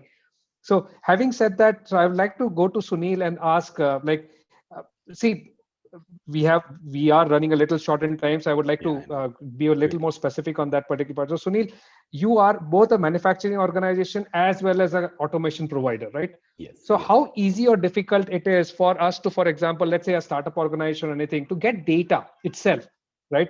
The right data itself, and start working on top of it, like what Ashish said, that ensuring they work, they are easy to get, because without data, you're really not making any big progress, right? So if you can highlight something on that.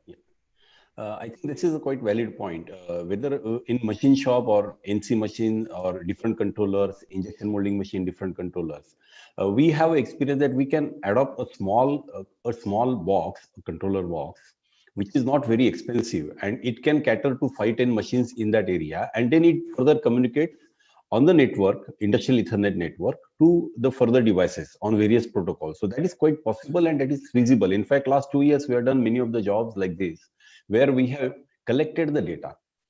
One point is that the machine generates a lot of data. When you, in the morning shift, when anybody operator starts at say 6:45 or 7 o'clock the machine, it starts generating the data for whether it is in auto mode, manual, semi-auto mode, how much energy it has consumed, how much NO components or NC components it has been produced. So all that data is available within that controller. So we need to fetch out that data, and then there are different protocols come into picture. So now today, with the technology moving in and industrial Ethernet is becoming more and more popular on the shop floor, and the technology what we're talking about is the TSN. So that is also where other companies like Profi and other things will also come into picture, and we will have a complete data available on the same cable, Cat6 cable. Today, what is happening is that we have got different protocols and different controllers. So that's also creating a lot of confusions, how to take a data and how to bring it at a one level. And another technology what Mitsubishi is bringing in is that is the edge computing.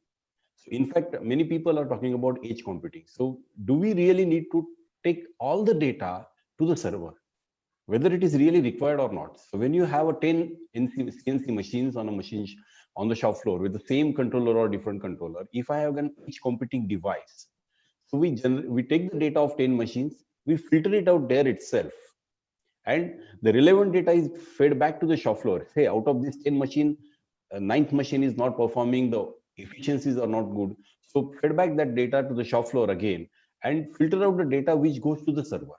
So that definitely is going to reduce the traffic of the data. And we, of course, we talk about big data. If you talk about one of the applications, what we did in Korea in Samsung, everybody knows you have got big display panels and FPDs and all these things.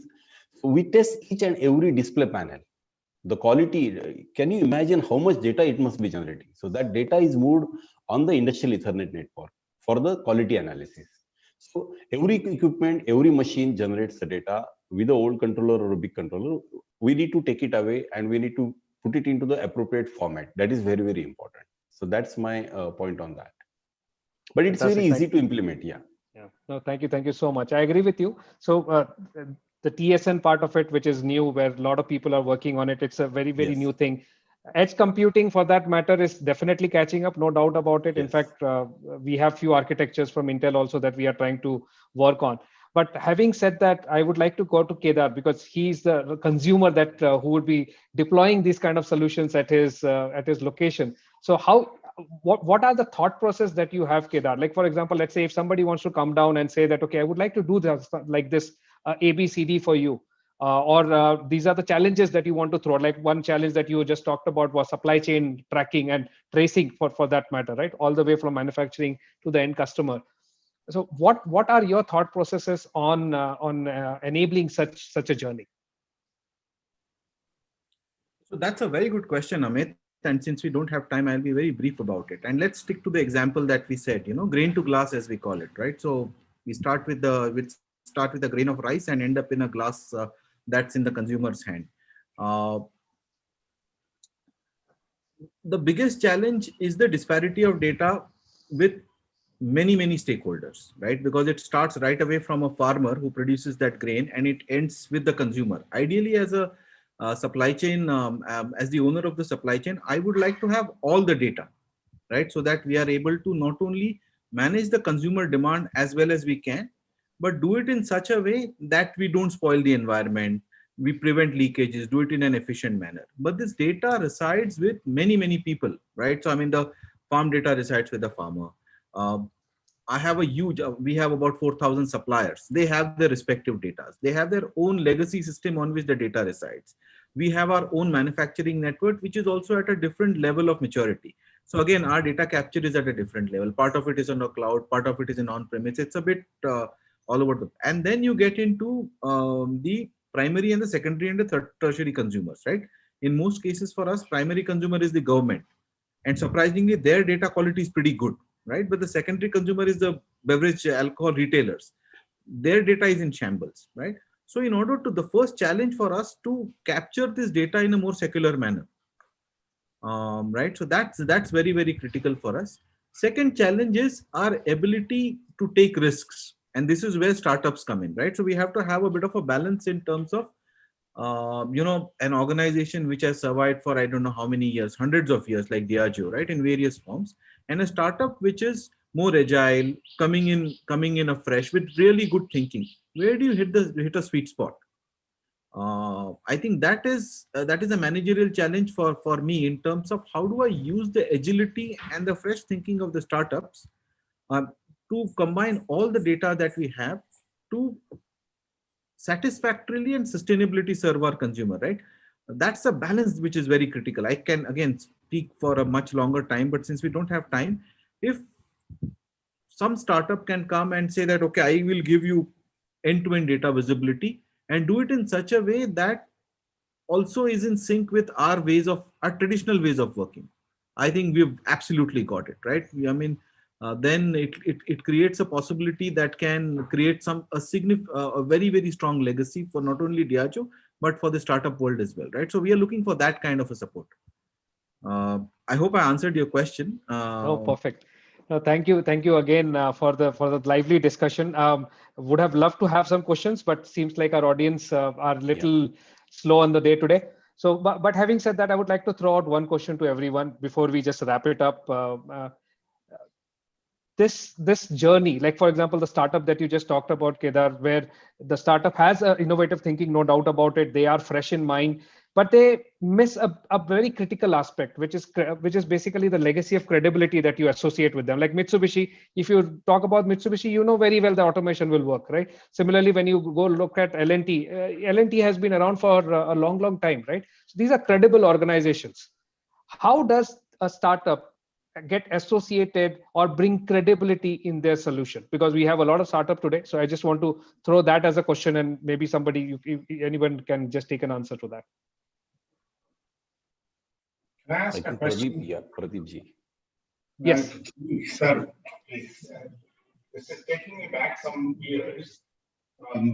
The concept of minimizing the bullwhip effect in supply chain, putting an intelligent reader or a analytic engine. So we had done some work in the late 90s where we were building an agent operating system where a federation of agents would sit. I'm talking Carnegie Mellon research days. Federation of agents would sit along the entire supply chain to continuously feed data to a central point so that minimizing the bullwhip effect. There was a Cambridge study that had come out called Collaborative Forecasting and Research, which would effectively address Kedar's issue of end-to-end all the suppliers. So if this was an Aero Electronics had done this model along with HP 21 years ago. Is that somehow finding its way in the industry today in the IoTs now that the data extraction has become easy? This project failed. So, in full disclosure, this project didn't go much further than maybe 1 or 2. 9/11 happened actually and derailed it. But does that kind of add any value to you, especially in your case, where all your suppliers' nodes are now connected, feeding data to you, the ultimate data owner, who can then optimize your supply chain and minimize the bullwhip effect by collaborating with everyone in the supply chain? Is that something that you would find of interest? Because I know 1 or 2 people in the operations world who can I can connect you to them. This was a question for Kedar. Is that directed to me question? Yes. Yes, Kedar. Yes. Generally, specifically to you, generally to the industry stalwarts. So Pradeep, why don't I take a shot at answering it first? Yeah? I think it's so that kind of a service would be of an immense value to us, right? Right now, what is available to us, and we are a little traditional industry, so we may be a few steps behind Mitsubishi and the and Bosch and the likes, right? So what's available to us is a complete data visibility and partnership in pockets. I will give you an example. Right now, we are using Blue Yonder for our transportation management system, in which we connect ourselves with our transporters, right? So we exactly know when a truck is required, when the truck will get dispatched, etc., etc., etc. For how much time is it going to be on the road? If it gets lost, where can I find it? But that solution is limited to only logistics. Asset tracking and logistics. Only logistics right now. But supply chain is, buying raw materials, manufacturing them, warehousing them, sending, transporting them. So it's all about plan, source, make, move, and consumption. If we get a solution which combines all these aspects of supply chain, it will be of an immense value. Right? So, Pradeep, I'm sorry, we are running a little short. I'll have to close. One sentence. FDA had mandated this for all medicines in the United States to trace every molecule coming from every plant. The track and tracing that you just mentioned is happening in the pharma industry today. I will take your details from Amit or from Pushkar. I'll send you some links. This is happening today using the FDA example. It's a pharma example, but I think it'll apply to you as well. You guys are selling drugs too, right?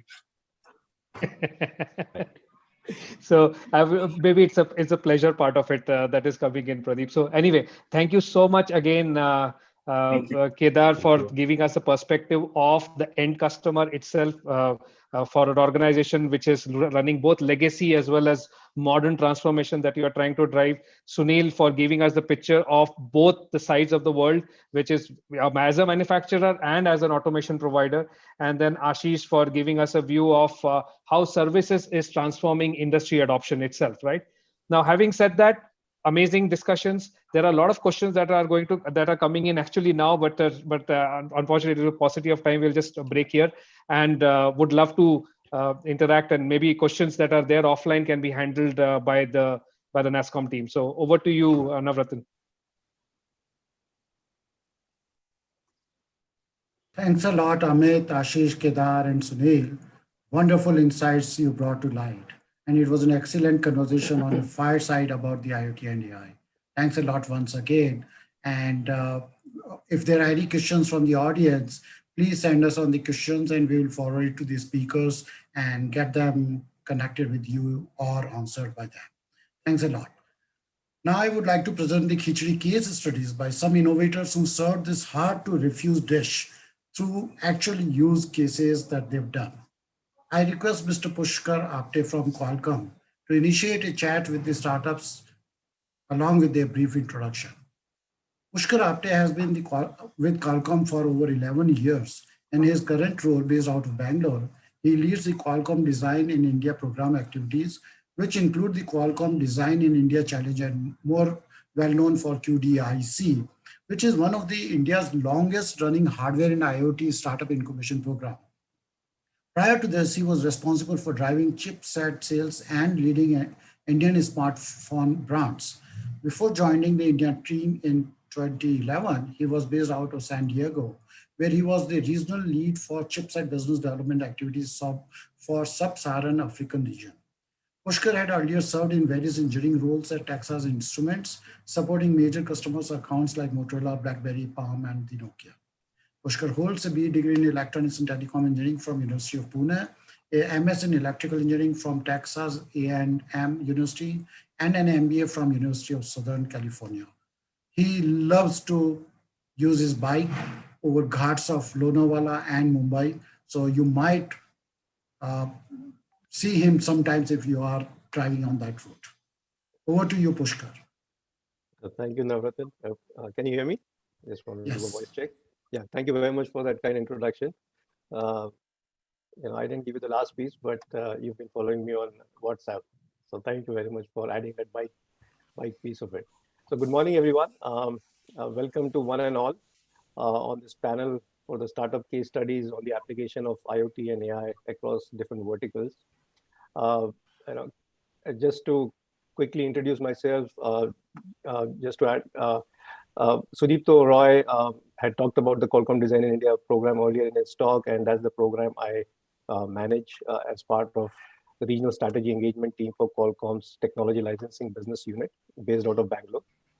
I'll be your host for today, and joining me on today's panel are four experts from four different startups, and they represent different verticals, namely healthcare, automotive, and industrial IoT. So first of all, let me introduce our panelists to all of you. Let me start off by introducing Guchu Lalwani. He's the co-founder of Nivi. Guchu takes care of all the product engineering at Nivi. He has a lot of experience in mobility space, ranging from core wireless networks to mobile devices. He was part of the product engineering at Nokia devices as well. Further, he has also worked with various OEMs in the past on the go-to-market and type approval activities. So Guchu, if you could just wave out your hand and let the audience know that you're there. Thank you very much. Hello. Appreciate that. Next, let me introduce Animesh Bajpai. He's the growth marketing lead at Flutura. He's been the customer's voice both within and outside the organization. Having interacted with a multitude of companies in regard to their digital journey, Animesh has developed a strong sense around the future of industrial IoT. He's actively working towards creating a machine vision based product which can help industries improve their quality, yield, and safety. He strongly believes that the next industrial revolution has begun and that its green shoots are clearly visible right here in India. So with that, Animesh, please say hello to the audience. Thank you very much. Following that, I have Pradeep Walia, who you heard comment and also ask a question to the previous panel. Pradeep is based out of Chicago, and he's the founder of Artificial Learning Systems. Fondly, we call them as Artilis. It is one of the early AI healthcare companies in the world, having dedicated over 25 years in technology and healthcare space. Pradeep has been involved in several high-tech startups and has seen his share of successes and failures as well. Pradeep is a passionate techno-philanthropreneur, if I got that right. Yeah, very complicated word, but with close to about 18 years of experience in AI and robotics, he has founded Artilis to bring the healthcare to the forgotten billion. He's also a prolific angel investor and also a part-time dreamer. In his spare time, he can be seen writing a book on the impact of robots on the global economy. Very interesting. He's a graduate of Penn University and has a master's from Carnegie Mellon University as well. Pradeep, give a thumbs up to our audience. Thanks, robots. That's really Thank you very much. And finally, I have Karan Makhija. He is the CEO and co-founder of Intellicar Telematics. Karan has spearheaded the company since the inception, and he's grown the company about 5 times year on year.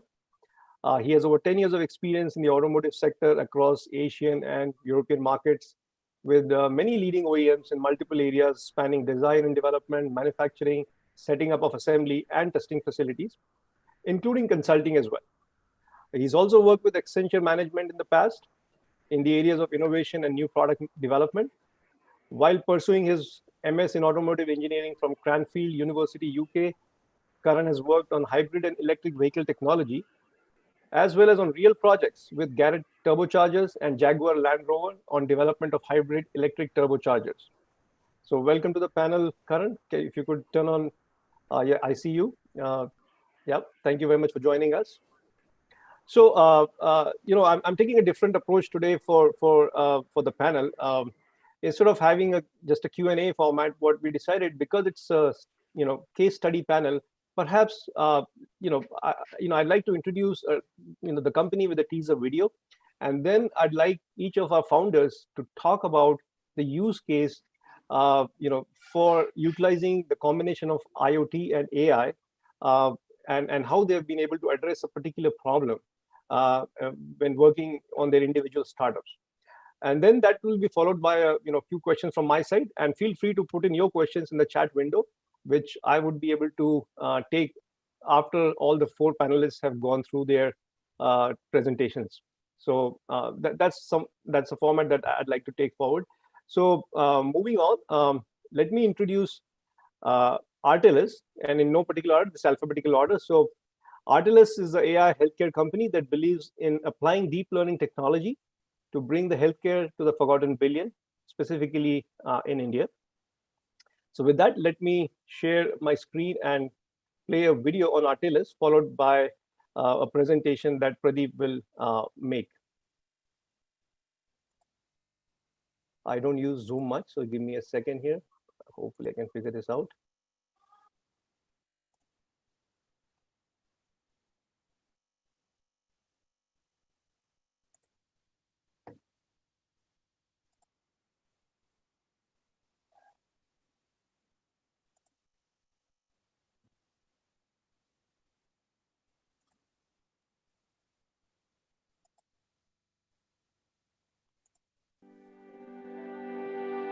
Close to $9 trillion will be spent on healthcare in 2020.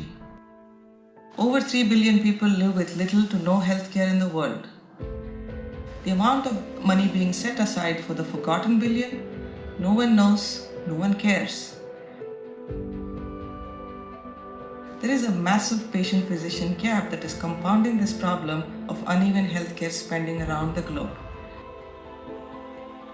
Something has to be done to bring healthcare to them, and we at Artelys are on a mission to democratize healthcare for the forgotten billion. How do we plan to do this?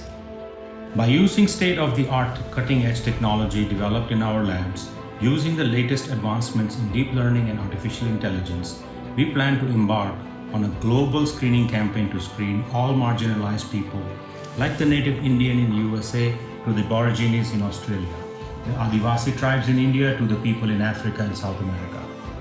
We will screen 100 million marginalized people for DR, glaucoma, and other diseases, and we hope to set into motion a chain reaction that will create an ecosystem where others like us will join the movement to screen the forgotten billions. Just like the 2 crazy brothers who thought people could one day sit in a metal tube and fly in the air.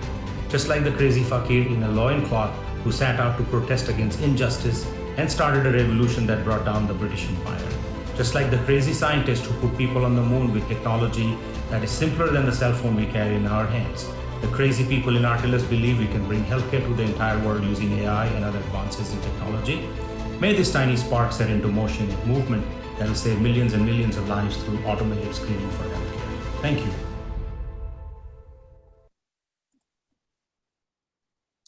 So with that introduction on Artelys, let me invite Pradeep to share his insights on how he's been able to utilize the deadly combination of IoT and AI to bring a very innovative solution in the healthcare space. Please go ahead, Pradeep. If you'd like to share something, please use the share option. I can try. So I'll try to share some elements of my screen, but most of the screen has actually been converted to this. So I'll go to skip slides. Can you all see the screen? Yes, we can. All right. So I'll start with the beginning, and we are trying to see there is a global shortage of physicians. That's a well-known fact. The patient-physician gap is so intense that doctors don't have time, literally, whether it's in India or whether it's in Africa or US, though forget it. Western worlds, forget it. Especially in non-critical diseases, doctors are not even paying attention. So ophthalmology sometimes falls in the non-emergency where screening, etc., falls in an orphan space. They're so busy with surgeries that they don't have time for routine screening. This slide you saw, this was a 2-year-old data that by 2020, 8.7 trillion will be spent in the Western world. And who knows what will be spent in the rest of the world. So when we set out in 2014-15, the genesis of this idea was there was an AI, big data, and all those confluence coming, and the exponential technologies were converging. And my thought process, along with a few of our co-founders, were what do we want to do? Do we want to take advantage of this in the industrial segment or in the supply chain or retail? We had been gone through consulting in all our lives. Somehow that feeling of healthcare continued to come back, and India was calling really hard. I've been in the US all my life. Last 5 years, I spent predominantly in India. India was calling really hard, and I said, healthcare in India will be the combination to go forward with, which is what happened. And from there on, the rest is like, how do we take how do we train our models? How do we build a system which is cross-platform? And so there's a lot more behind the technology, but then the first application was ophthalmology. And I can touch a little bit on some of the other applications, but we'll stick to ophthalmology today. We started thinking of point-of-care diagnostics. People go get their eyes examined, and then 2 days later, 3 days later, they're getting the results.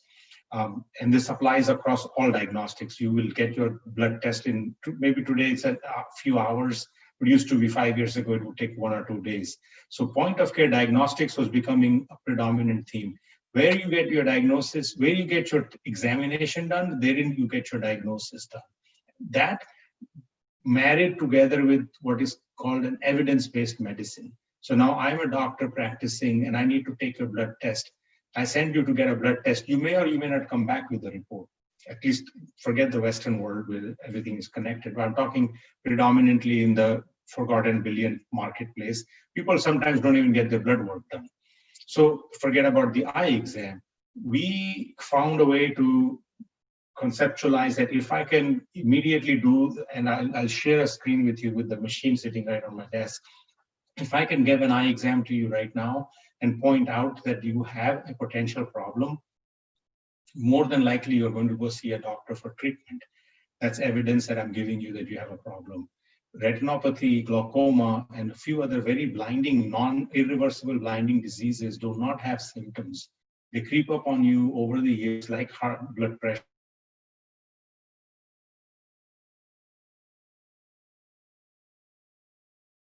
Be very, very useful in countries like India, a continent like Africa, and other places. So point-of-care diagnostic became the key word for us, and we went to the field.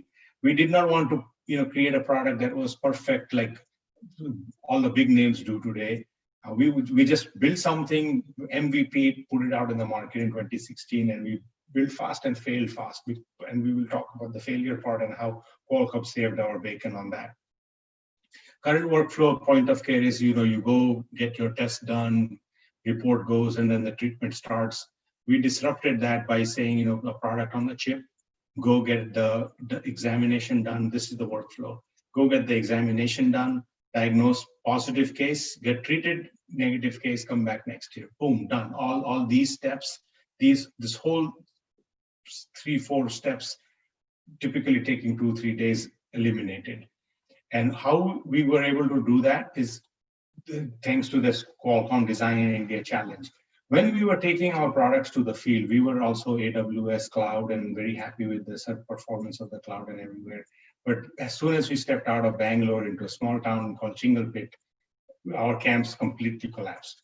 The image uploading to the cloud was taking more than a few seconds, and the disruption was there, and the results were not coming back on time.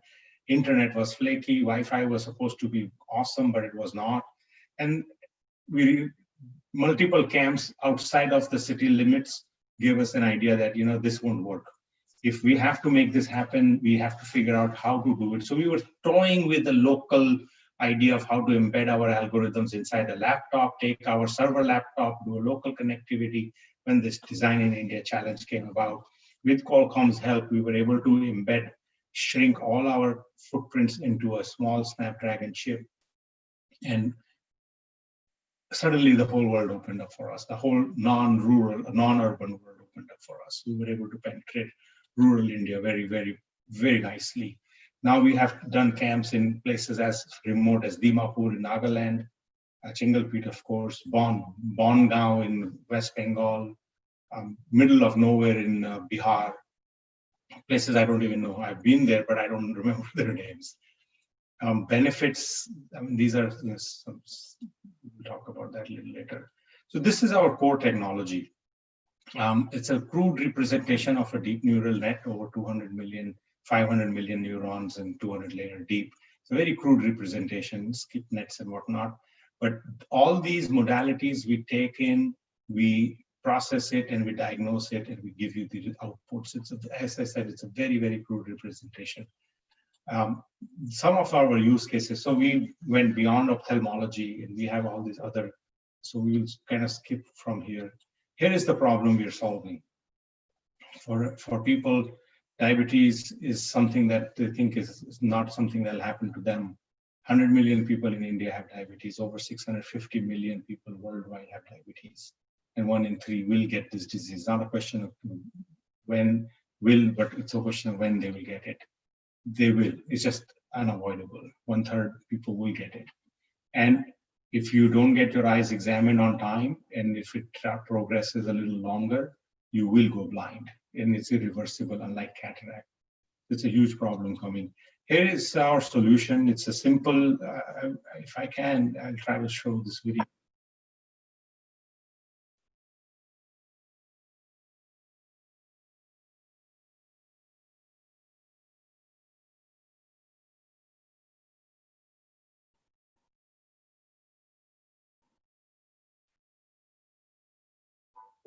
So this is a short video. Some of our scientific validations going back into the 2016 when we started promoting ourselves, and we came all the way. We're a very, very high sensitivity right now. And effectively, I'm going to turn this screen sharing off and come back to all of you. Effectively, the game changer for us was this chip, and it's a Snapdragon chip sitting on a cell phone. All our algorithms are shrunk into it, and we kind of take it wherever we go. Now, when I've been in the US since the COVID shutdown, and I've talked with a lot of folks here, believe me, the problem of rural connectivity exists here as well. It is not they are very as much as you think America really kuch nahi hai. Yahan pe bhi वही problem hai jo wahan pe hai. You come 20 minutes outside the city and your calls are dropping. So doctors here appreciate that rural community screening can be done with our chip. One unintended consequence, and this is the best part of our story, I think, one unintended consequence of this was data security. No data leaves the device. It stays localized. So if I am embedded this into a hospital, it stays inside the hospital. It's not going to the cloud. So patient data security problem got eliminated at the source because of everything being done locally. We don't store any data. We integrate it with your hospital network.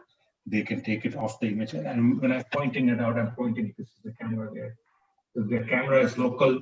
They can take the image from the camera straight into their EMR. Patient data doesn't leave the facility.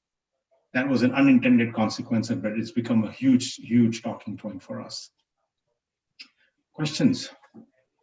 Yeah, well, thank you very much for that very, very interesting use case. I think, as you mentioned, you were part of a cohort at one point, and probably that's what the jury saw to pick you as the winner of the contest. But that apart, I have a quick question.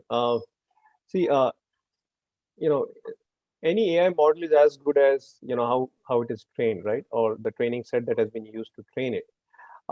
And getting access to this training data is a challenge that most of the AI companies face, more so in the health tech sector because of privacy issues. So do you want to comment on how easy or difficult it is, and what could be done by the government and the industry jointly to alleviate that, especially in the vertical that you're working in healthcare? Yes, that's the question of the day, actually. Data, when we started off, we got lucky. 2014, 15, people were thinking of data as a burden, and they were happy to give it to us. We collected a lot of data, and people thanked us for it. Not the other way around. But as the deep learning and the AI wave continued to come along, people realized data is a valuable commodity. For us, that we have enough data through our camps and field work that the need for data within ophthalmology is minimized. However, the thing has shifted to quality of data, the labeling of data. So I can give you 1 million X-rays, and they're just going to remain X-rays unless some doctor has sat down and annotated those and labeled them correctly for us to be able to train the machine. So it's like me giving you the entire Library of Congress, but if I don't give you labels where to find what, it is useless. So same approach as now. What we have done, at least in a limited way, is have teams of annotators. So we have created certified graders and certified annotators, and we've signed up with a lot of doctors who do the annotation for us. So we have a system, we call it the 20% rule, and then we've put it into a golden folder. So we take 1 million to 200,000 to 40,000, and then that goes into the folder. So quality of data has become very, very critical. How can the ecosystem help us? How can the government help us? Government is sitting on a data trove. They are sitting on a mountain of data, and they really should do an industry government tie-up where you tie one hospital with one company. We don't even need all of the aims. You just give us one. We don't even need all of India's hospital system. One hospital will have everything we need as a company. So if a government could, we should be able to connect the dots. That would be something we could use. All right, great. In the interest of time, I'll probably move on to the next panelist, and I have a few more questions, but if we are left with time at the end of the discussion, we'll get back to those. So with that, let me introduce the next startup, which is Flutura. Flutura is an AI platform company focused on improving two core business objectives, namely the asset uptime and the operational efficiency. Right. So with that, let me see if I can play the introductory video on Flutura, and following which I will invite Animesh to talk about the use case they've been addressing as part of their company.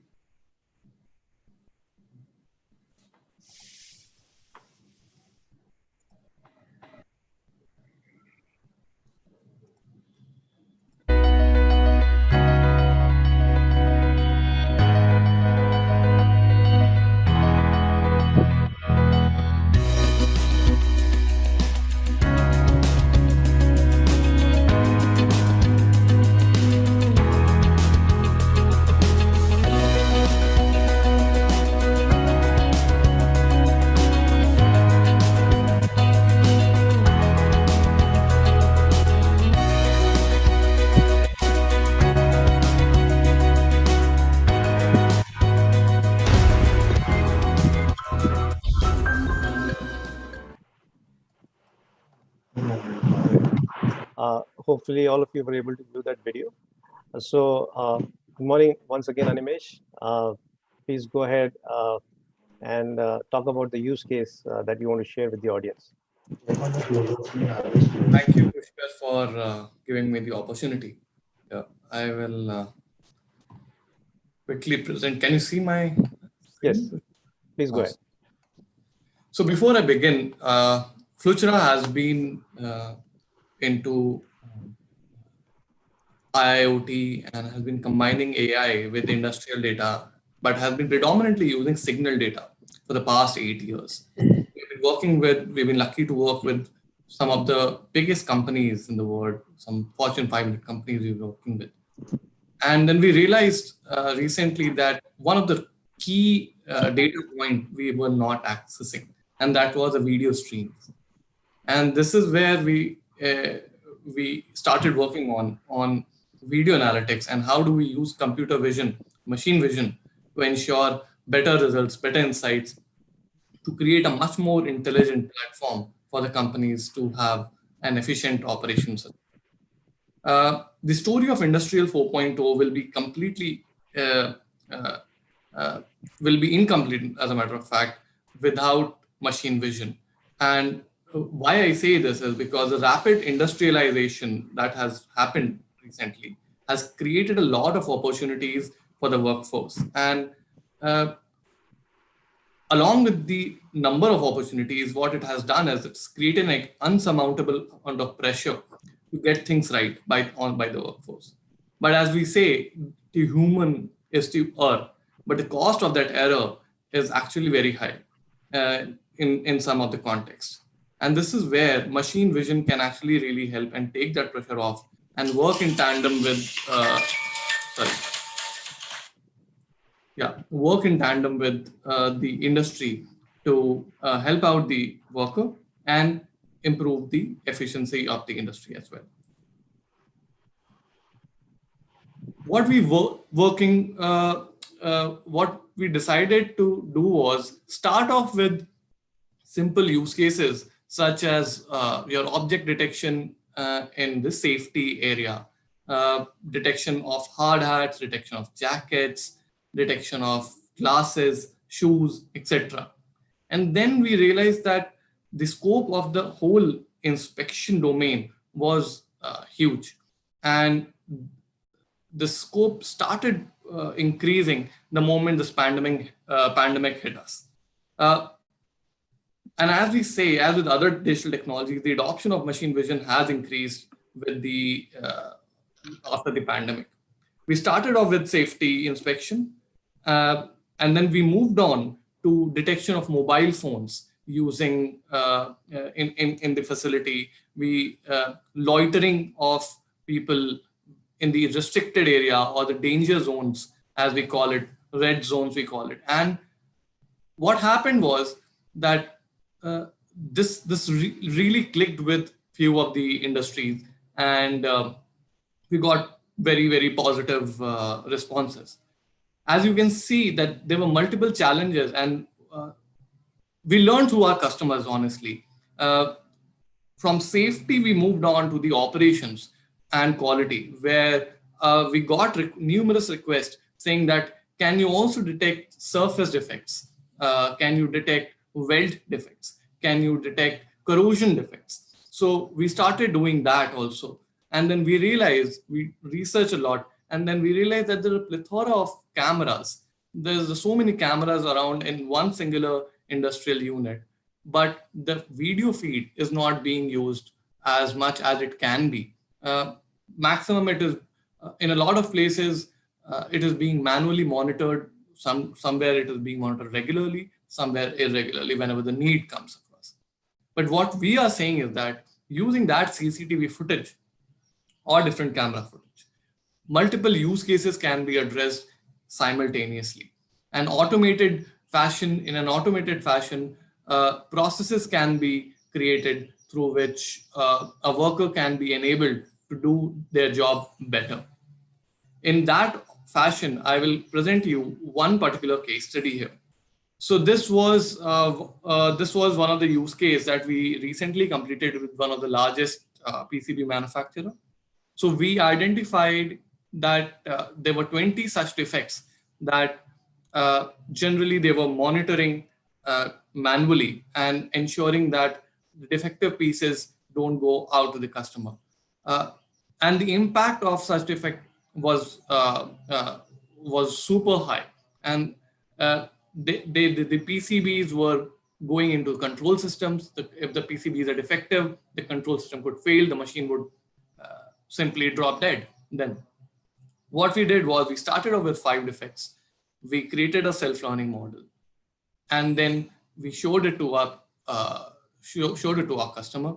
They really loved it. We deployed it, and then we started working on 15 more defects. And defects such as mouse bites, defects such as improper soldering, defects such as your cracks. So we were able to do that for PCBs, and now we are reaching out to different things. The other, as I said, was your HSE, in the area, in the domain of HSE, where we started off by, as I told you, we started off by detecting simple objects such as jackets and hard hats. But after the pandemic, we got the request that can you help us ensure that people are wearing masks? We said yes. We started working on ensuring that there is social distance is maintained between people within the facility.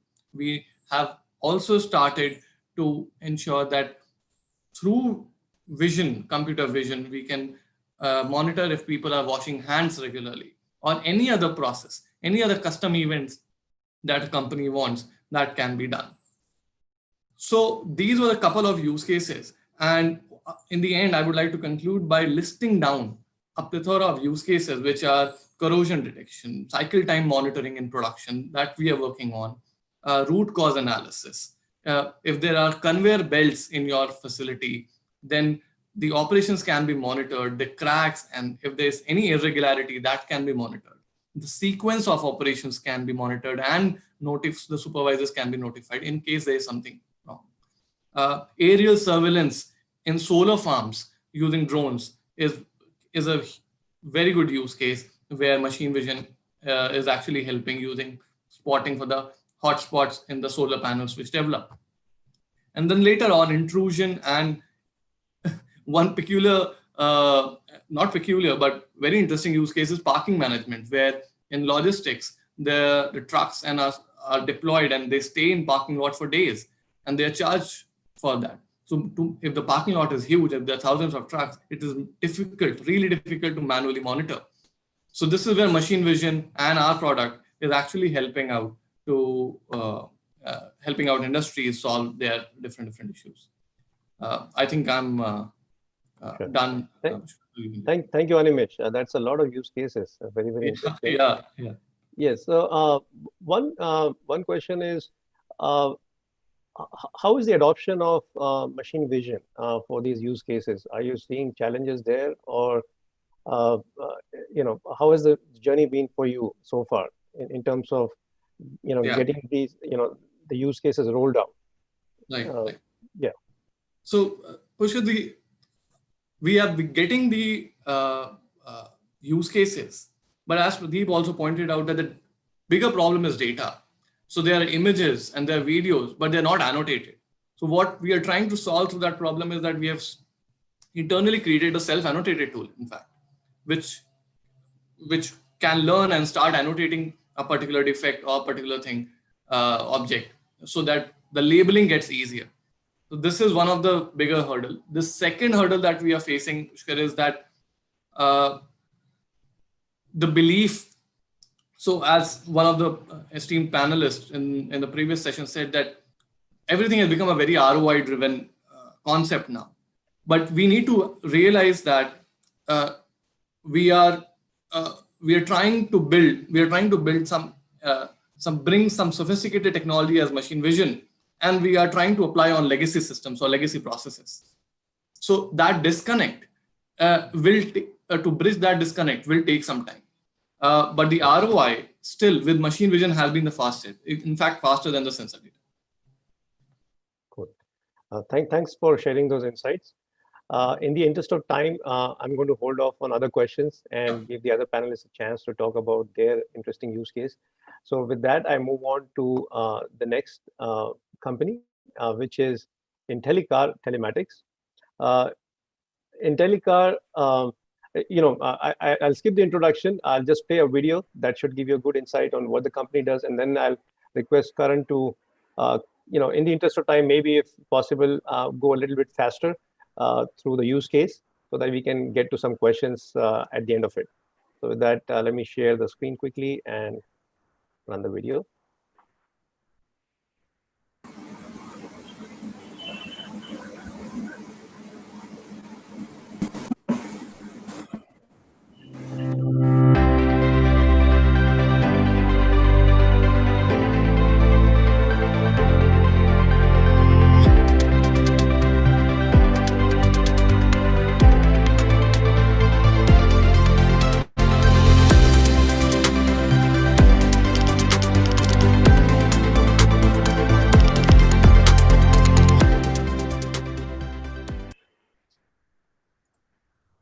All right, that was really a teaser. So Karan, please go ahead and discuss with the audience the use case that you have in mind. Thank you, Pushkar. And I think the problem that we are trying to solve at IntelliCar here from 2015 primarily has been around data. Our belief essentially when we started off in 2015 and we were focusing on the IoT space, we entered into the automotive space primarily because of my experience and understanding into the automotive and mobility domain. And understanding that today from a telematics angle and the companies that existed back in 2015 were primarily companies that focused on basic track and trace solutions. And the question that we asked ourselves is that cars today and from 2015 were generating massive amounts of data back then as well, but nobody was collecting them. Nobody was using this data either internally to improve their business decisions, or even how do you connect the larger, the segregated automotive ecosystem using this data to provide a better service and experience to the end customer, right? I think we are seeing that today and how Tesla is able to use data across the entire ecosystem for them to benefit and provide a great customer experience. That was primarily our motive for getting into this. Today, as a company at IntelliCar, we work with all kinds of domains today, from shared mobility to logistics and smart logistics. We work with companies that are tech-driven logistics companies. We work with companies who are in the shared mobility space primarily, who require data, IoT to be able to run their business. We work with large OEMs on various aspects of their data, whether it is construction equipment, electric vehicles, two-wheeler, three-wheelers, it doesn't really matter. We focus primarily on the automotive and mobility segment end-to-end. The way we essentially work, and I think Ashish in the previous panel was discussing this as well, primarily how we work is we do sort of consultative sales. We go into the organization, we understand the kind of issues that an organization is currently facing, and what kind of data that we can extract from the vehicle, either which is already existing using the existing sensors on the vehicle, or adding sensors of our own to be able to get that data to the customer and how that data can be manipulated, what kind of algorithms can be put over that data using artificial intelligence, machine learning, to be able to solve the customer's problem, right? And I'll walk you through probably 2 or 3 use cases that we essentially had worked with a lot of clients. We were working with a shared mobility player who's a large taxi aggregator in India. There are only 2, so you can guess who that could be. And this was primarily for when we started off working with them back in 2015. They had, and that's when they had just launched and they were scaling massively. They were facing a lot of issues with fake trips. I'm not sure if everybody remembers this, but this was a massive issue for all the taxi aggregators because the incentives were very high for drivers to do a certain number of trips, and if they cross a certain number of trips, their incentives would really skyrocket. So a lot of the drivers that were essentially gaming this system to be able to essentially get those massive amounts of incentives. So we essentially entered the organization and we understood that, okay, one of the major problems that they had at that point in time was essentially solving fake trips. So what we began to do is we began to collect data from the vehicle and understand when a fake trip and how can we understand when a fake trip was happening. And surprisingly, very simply, what we realized was every time, so we were collecting data on various points of the vehicle. One of the data points was if the door opened or closed and when it was opened and closed. And what we realized very simply was, every time there was a fake trip, there was no doors that were opened or no doors that were closed. And just using this one simple data point, we were able to identify massive amounts of fake trips with drivers, right? We also work with a large shared mobility player, probably India's largest shared mobility player on the self-drive space. They had a very different problem on the maintenance side of things. They had multiple drivers driving the same vehicle in different ways, different terrain, right? Some people were novice drivers, and one of the indications that they were not able to get was when the clutch of the vehicle is about to fail, because today vehicles don't come with any kind of clutch sensor. So what we were then able to do is then extract relevant data points, various data points from the vehicle, use sensor fusion, and be able to give you a derived health of the clutch. We also were able to provide a clutch score in terms of how the particular user use the clutch. And if he was abusing the clutch at one point in time, we were able to essentially activate SMSs to the customer to help him understand how to drive better, how to essentially lower the damage on clutches. And this gave an end-to-end visibility to the customer to ensure that the clutch doesn't fail with the customer when the vehicle is with them at the remote location. So this was able to, so using data, essentially, we were able to solve multiple problems around this. We were even able to go into the construction equipment, working with a large construction equipment manufacturer who essentially manufactured equipment to construct roads.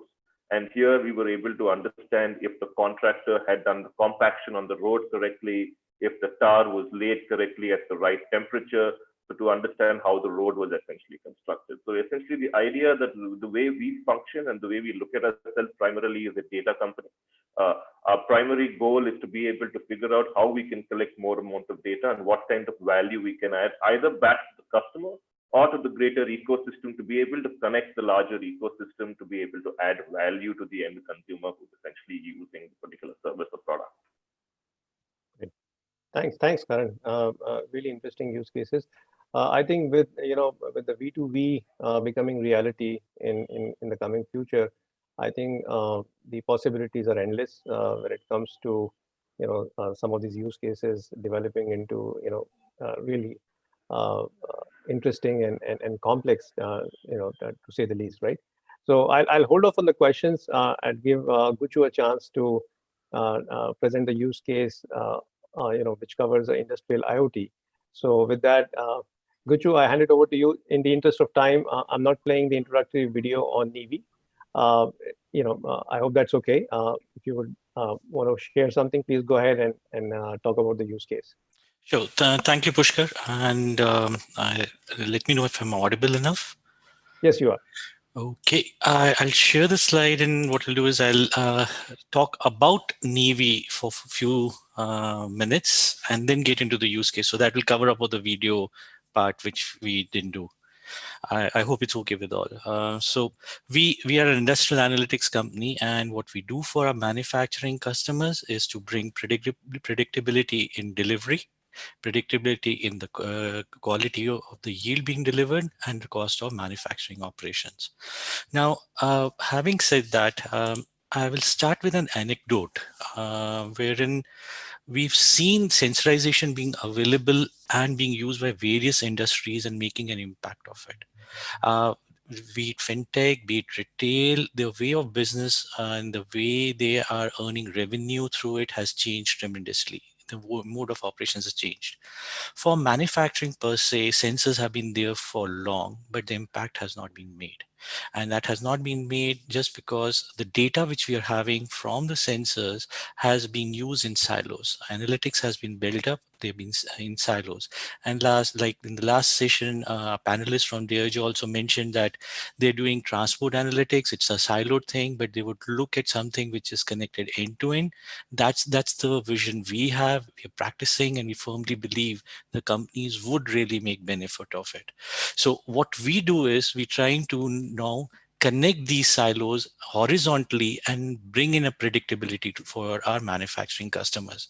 Because from a manufacturer's perspective, it is more about what they're going to get as a yield, as a quality, and as an outcome. And they need to see how it works for them across the supply chain, across the operations, all the way to the outcome. The other challenge what we've seen is that analytics is not fed back to the shop floor. The real consumers are the people who are working on the shop floor. They are reactive with the output of analytics, and they're not getting it real time. It is like in the preview of a boardroom or to an analyst. So we made method where analytics is simply fed back in a usable manner to the shop floor, where they're clear actionables available for our customers to act on it in time and make use of it. And finally, it's not industrialized. It is done on need basis. So we're trying to bring it 24/7, where we're feeding real data to the analytics machine and bringing predictability out of it so that actions can be done real time. And how we do it, we have a platform called Bodhi. That's the solution, what we are offering to our customers, which integrates the data from various sources, brings in predictability, and gives enough time to action it. To kind of divulge deeper as to how we model it for customers. So there were different aspects which come into manufacturing space. We have a product, what is being manufactured. It could be a discrete manufacturing operation, it could be a process industry, but then ultimate, what are we manufacturing and what are we trying to give to our customers, the manufacturing companies trying to deliver out there. So we try understanding that process, what goes through the whole chain, what steps need to be followed, what are the norms they are following as a guideline, what needs to be modeled in assets where they're manufacturing it, works into the skill of the workforce, what kind of shifts they are running, is it continuous 24/7, it is seasonal based, it is throughout the year, and those kind of insights are taken in, plus the impact of supply chain, the variability coming in. These all are modeled as sub processes, and we create a process sub digital twin for our customers. Now, the beauty of our platform is that each of these sub process digital twins can be connected to each other to all the way to the outcome. And as I said, what the customer is looking at is how is it impacting their top line and bottom line. We give them the visibility to connect all the way to the outcome. And this chain is being set up for our customers. Having said that, I had this thought of bringing up a certain use case. There are plenty which we deliver to our customers, but I thought I'll bring up a use case where we could bring in the prediction and how we could improve the process and improve the productivity for our customer. This is for an agrotech, and wherein they manufacture tobacco. And what we've done is we bring them a predictability to maintain the quality of the tobacco for a particular type of cigarette or cigar which is going to be manufactured. Now, it is a challenging process. Why challenging? Because the leaf, the grade of leaves that coming from different regions in India, from different type and variety of tobacco leaves have a different characteristics. They don't maintain the same. There's impact of seasonality. Each tobacco variety has a different moisture absorption capability. And in the whole flow of manufacturing tobacco, the moisture content is a vital ingredient which they need to maintain in all the steps, around 40 odd steps which they go through. The moisture content at every step is very critical, and there are very few opportunities where we can influence them and control them to meet the stringent quality needed by a particular brand of cigarette or a brand of cigar which goes into the final process. So those stringent norms are to be met, and we have to take care of the variability. How this is happening across is that we know the variance is coming in all the way from supply chain to every particular process unit, where the variances could creep in because of either the skill, because of the machining type, because of process time, or because of lack of knowledge. And there are very few windows where we can make an impact of it. So in this, there, if we look at those windows, how Bodhi works is they collect the variances, the insights as to what is happening downstream, and then they give the feedback back to the control systems, what they need to do to maintain an optimum output, which is as per the set point defined by the process. So in this particular use case, 90 seconds before the leaves get fed into the preconditioner, one of the places where the influence can be maintained effectively and at a high rate, we instruct the system back what should be the amount of steam, what should be the amount of flow rate, how many flow valves need to be open, and the output is as per the desired quality norms and as per the moisture level being out there. Now, what we do is we take in inputs from various systems. We analyze it, we predict what is going to happen at the outcome, at the far when we're going to get a yield, and we start tuning the system by actionables, which are sent back to the control systems, and they kind of normalize this deviation. Having said that, I would want to show what has happen for our customers. Before implementation, the red line on the screen is a set point, and we could see with all the PLC automation, with all the manual overrides in the processes, the skill of the manpower out there, they had a huge standard deviation of 1.76. But after implementation, where machine learning and artificial intelligence with the sensor data being taken in, we could impact it by 91%, and our deviation was very nominal to 0.15 to 1.17 out there. And that can be seen on the right side, where the amount of moisture is very close to the defined set point. With this, I would just briefly want to recap as to what we do at NEVI. We use the sensor data, we use the industrial IoT, machine learning, and artificial intelligence to make manufacturing visible, transparent, efficient, and autonomous from the start to the end, connecting all the dots. That's all, and I'm open to questions and inputs. Thank you very much, Guchu. One thing I learned was how the autonomous manufacturing is different from process control. Having gone through this, and surprisingly, the improvement that I saw in the 91% was astonishing, right? So in the interest of time, please have a look at the Q&A window for questions the audience might have asked, since we have to wrap up the session here. Thank you very much, all the panelists, for sharing the use cases in your respective verticals. I think that would give the audience a good view of what's happening in the various sectors and what areas people are working in, utilizing IoT and AI together. In conclusion, I'll just say that when I think of AI and IoT, I think of the human body, right? The brain is the AI part, and the IoT hardware is the rest of the body that is actioning that, what the signals that are coming from the brain. And I think moving forward, just like the human body, the two are inseparable. One cannot exist without the other, or you cannot really get anything done without having the two together. So with that, thank you, audience, for joining us on this session today. And thank you, Navratan, for giving us the opportunity. Over to you. Thank you, Pushkar. You've worked against time to get the best out of these startups. Also, we at COE have been working almost 14 hours a day post-COVID to get these hundreds of startups connected to the innovation adopting companies, including you. Thanks a lot once more.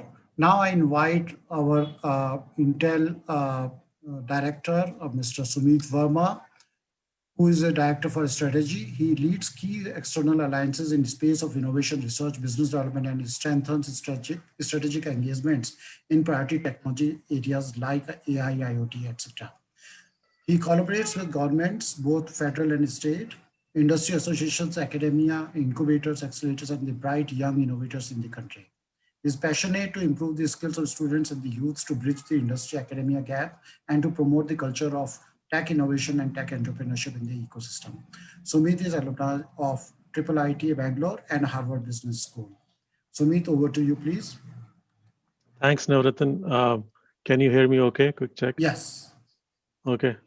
Do I still have 10 minutes or do you want me to shrink it down?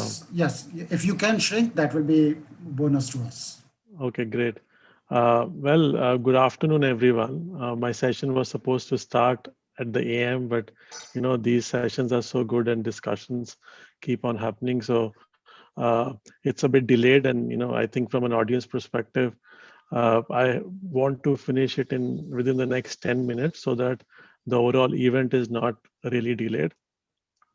And the topic that is kind of given to me by NASSCOM is a little different than what I've been hearing for last couple of hours.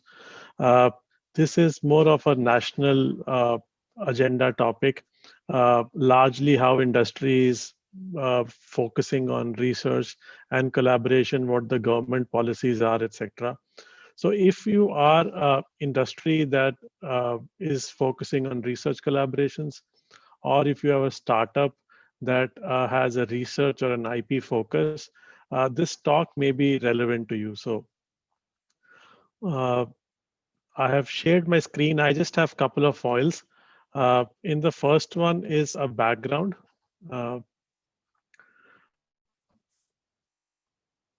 Primarily, key takeaways are is the research and development investment leads to disproportionate rewards in today's world.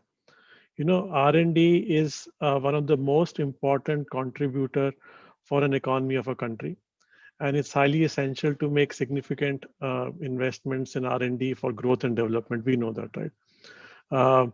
India's R&D expenditure, as measured by gross expenditure in R&D, GERD, which is kind of percentage of R&D spent to GDP, is fairly low. It's about 0.75%, whereas other developed countries like Switzerland is about 2.75, US is about the same, Korea, Israel is 3.5 onwards. So R&D spends determines big nations from great nations and good companies from world leading companies. Third point is that while government is focusing on increasing India's spend in science and technology, and the percentage of spend has increased tremendously and continues to do so, it's still very less. And industry has a strong role to play in transforming the culture of research. Some gaps that exist. The first gap is on collaboration. Weaker linkages between academia, government, and industry. That linkage is a lot more robust in countries UK, US, UK, etc. And there is a much tighter research collaboration models that exist. There are some programs that Government of India has taken some steps on, like Imprint, to look and bridge the gaps. But still, from an industry perspective and from a startup ecosystem perspective, there is still a collaboration issues for large impactful research and IPs with associations from beginning to end. That challenge still remains. The second challenge was on the investment. We briefly spoke about it, that the GRD ratio is extremely low. But having said that, if we take a relation to the number of research publications that are happening, we are fairly high. We are number 5 in last year at a global level. However, from a intellectual index rate perspective, we have not been that great. We were about 40th few years ago, and then recently 45th, and I think the latest number may be 53, so we slipped out a bit. But point is, we're around the 50th mark in terms of intellectual property index globally, and which is not a great place to be in. And especially looking at the number of economies, major economies being no more than 60. So that's the background for you. And my second part is basically, what is happening in this space. I would like to point out that while government is doing its bit, there is a new initiative that is being rolled out. I would like to talk about that initiative so that if there is some benefit that the fellow industry members or the startup folks can take there, it would be really good for the program as well. So this is a new initiative that Government of India is in process of launching. It's called Fund for Industrial Research Engagement, FIRE. It's first of its kind research collaborations from start to end for India, which has 3 main objectives. Objective number 1 is to transform the culture of research. And why the culture of research is important? Because that's foundational. We have seen that, especially if we take an academic research in perspective, they are confined to, the labs and do not really go out to market. At the same time, how research is done even within companies requires a cultural change. And I'm generalizing it, but I'm sure there are some organizations that are role models it, but I'm just taking a general view of what, government sees. Second is, impactful research for industry. what we see is that industry or even any company, private company, is doing its research internally, but not looking into external ecosystem to harness the research. And when they don't do that, then overall technical ecosystem suffers. Uh, Third is, of course, government, industry, academia, overall collaboration. So looking at what opportunities India has, there are about 4 key opportunities. One is a huge talent pool of innovators, researchers. The overall infrastructure that we have in terms of uh, telecom infrastructure, that's really phenomenal. Uh, there are also multitude of social and economic needs that only India has to solve, and so the problems really exist. And with the advent of private companies in India and more pro-government policies, there's no dearth of financial capability in the country, but sometimes it is kind of also channelizing those dollars to the right source. So with these 3 objectives, the program is a co-funded collaboration model between government and industry. So basically what happens is, if there is a problem that industry has or a private organization has, it is at the beginning co-funded by, assumed to be co-funded by the government. So if it's an applied research or a problem that results into an IP, that industry from the beginning gets a 50% funding from the government on that particular problems. Second is, big bets have to be made in national level. That's kind of can have a global impact as well. And the problems are both consortium models. So basically multiple industries can come together, or it could be a problem that spans multiple industries. At the same time, it could be specific to a particular company, right? Both problems are acceptable as long as they're like large and big problems. And the overall operating model is very collaborative. It will have a co-PIs both from the research organization that will do the research as well as the sponsor company. Government has very little role to play. And unlike other research models where reviews happens very slow and infrequent, the aggressive reviews, so that we are able to keep the progress in track like in a typical private company, and agile schedules. So if you want to stop, resume, scale up, all that flexibility in the research is there. With that, the program impact that's expected from this program and similar programs like this that are in progress. 3 major things to talk about. One is inclusive research collaborations. How do we have increased research output and funding this through this industry and government collaboration? Second program impact that we would like to see is large scale implementation of projects which are commercializable, not just research that sits into individual academic research labs, and have an impact at a national level with potentially a global relevance. And third, which is kind of IP generation. So IP generation in priority areas for the nation and most relevant to industry or private organization. And the focus would be that if the IP gets generated, the access or the rights to the IP could be with the industry itself. So totally applied research aligned to industry's priorities. So this is a unique program. I thought may be interesting to folks attending this conference. It's called FIRE, Fund for Industrial Research Engagement. And before I wrap up the call, some key takeaways, right? First, of course, is industry collaboration is paramount to transform the culture of research in India. People who have been in this space, I myself have been engaging with researchers for last 10, 12 years.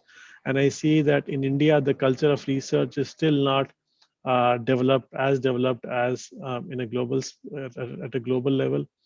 And when you talk about culture, you can dissect it to multiple levels, but for the purpose of time, I'll just say culture in general.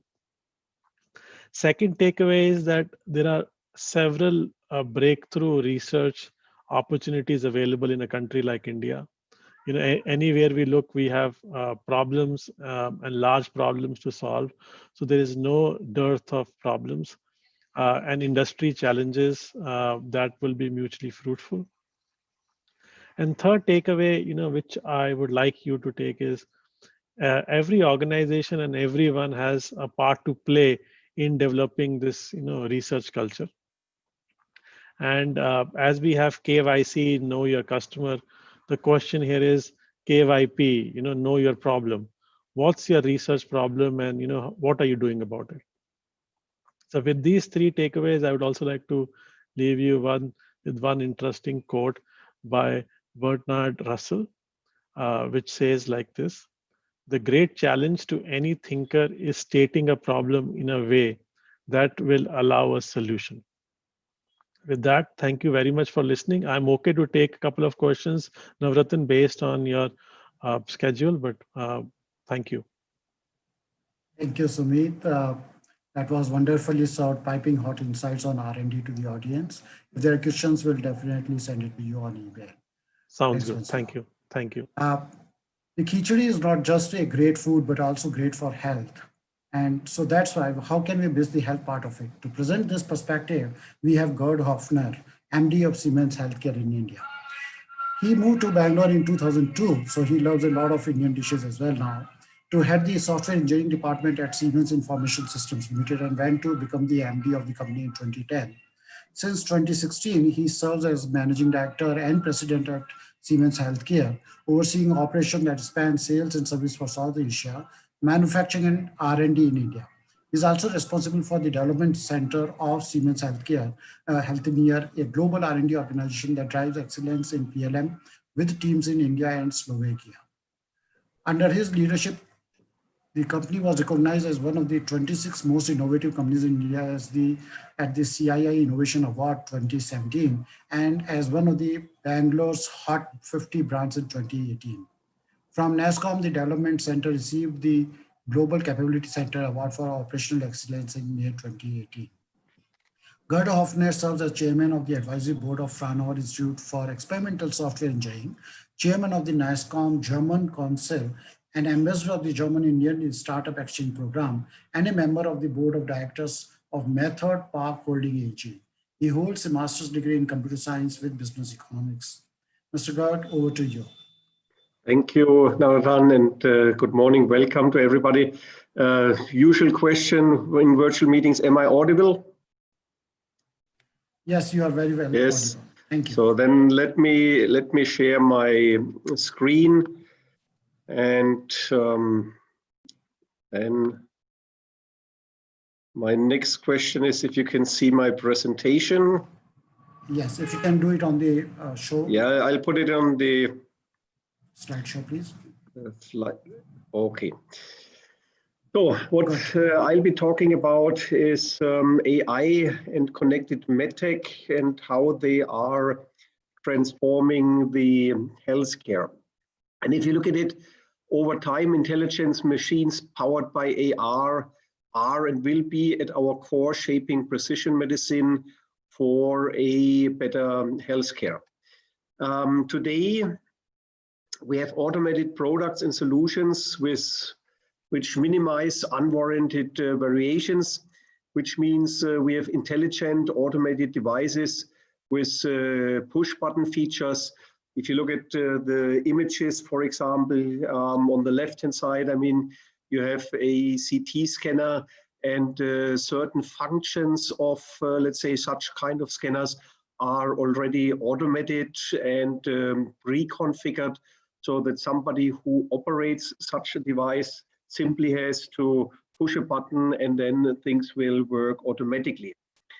You also have a task procedure-specific integration of sensors, devices, reduced variability and improved precision for diagnosis and procedures, and of course a workflow optimization and reduced operating costs.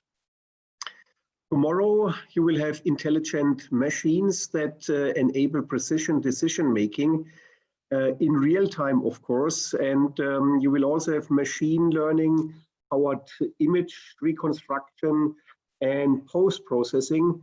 We will shift features from hardware to software more and more. There are, for example, with machine learning, ways that you have, let's say, if you look at magnet resonance, that you can produce a much higher imaging quality through software.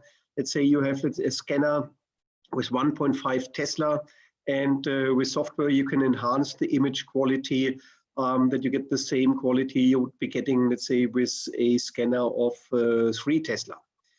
You have a bidirectional interaction of hardware and the algorithms in designs and operations, precise, timely support of data from networks and sensors, and machine learning optimized and automated processes and workflows in labs and hospitals. And the long-term vision, and this is something I will talk about a little bit later in more detail, are digital twins. Well, first of products and solutions, and in the long run, in the future, also of individual. And the future, as I mentioned this already, is connected intelligence. You will have the Internet of Medical Things, which expands the healthcare availability and remote operations of procedures. We will have precision medicine based on pathways, augmented virtual reality, and human digital twins, and of course, self-learning network of machines. So those are the 3 levels from today: automated product solutions, tomorrow intelligent machines, and the future is a connected intelligence. Some of those topics at Siemens Healthineers we have already in our portfolio today, and this is shown here. For workflow automation, for example, we have a product which is called Synco Virtual Cockpit, and Synco Virtual Cockpit is being used for remote scanning assistance, improving the access and providing productivity.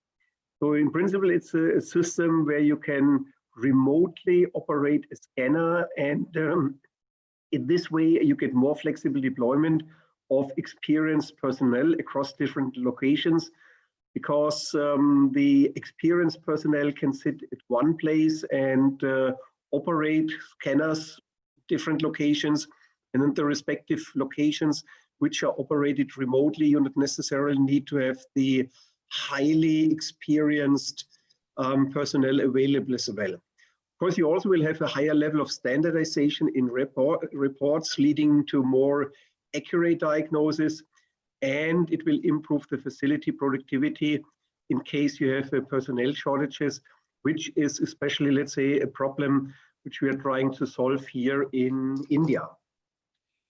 Looking at the topic of workflow automation, we have a AI-read companion platform, which helps automatically to highlight anatomies and abnormalities of multi-organ areas, also including incidental finding. Those findings are being transferred in structural reports, and typically those AI-read companions are specific for a body part as well as a modality. So the first one which we released was a chest CT read, and we are working on a number of additional radiology companions as well.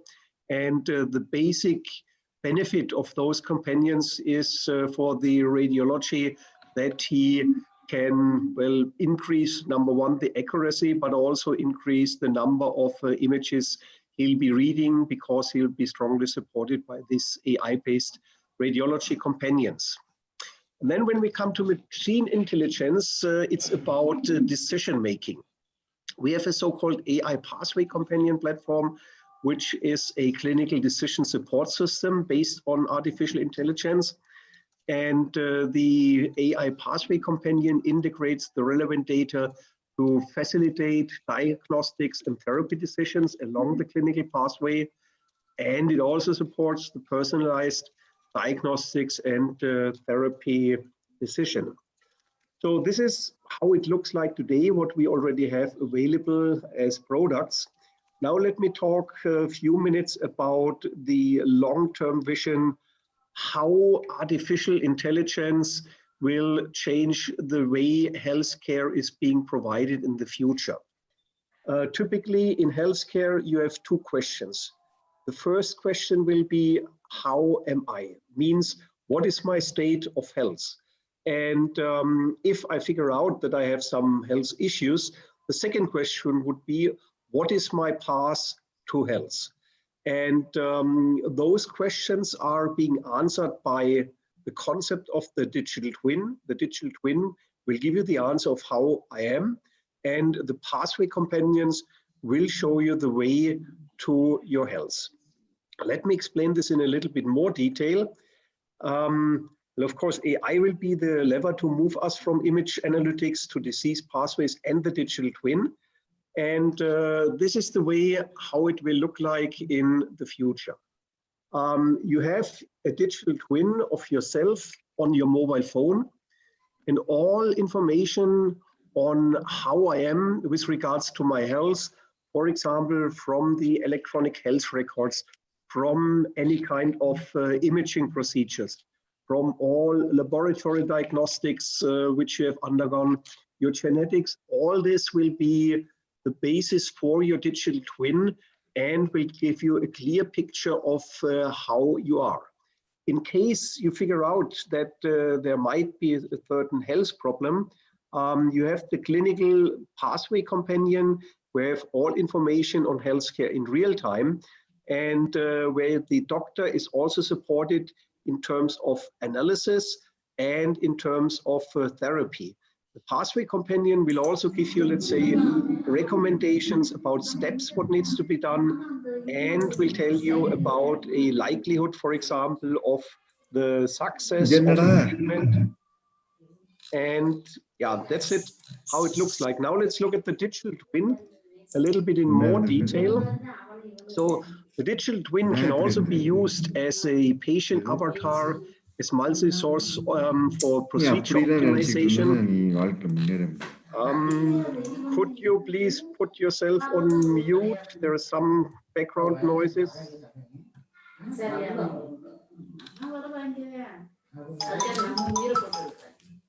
Anyway, let me continue. Please mute. Anybody who's unmuted, please mute, please. Yeah, so here you can see the patient avatar as a multi-source digital twin for the optimization of patient procedure.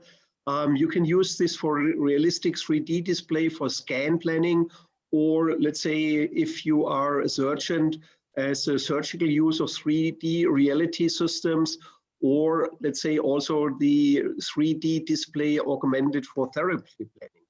Another application would be, this is something which we recently developed also to fight COVID, quantification of tomographic patterns associated with COVID-19 from a chest CT.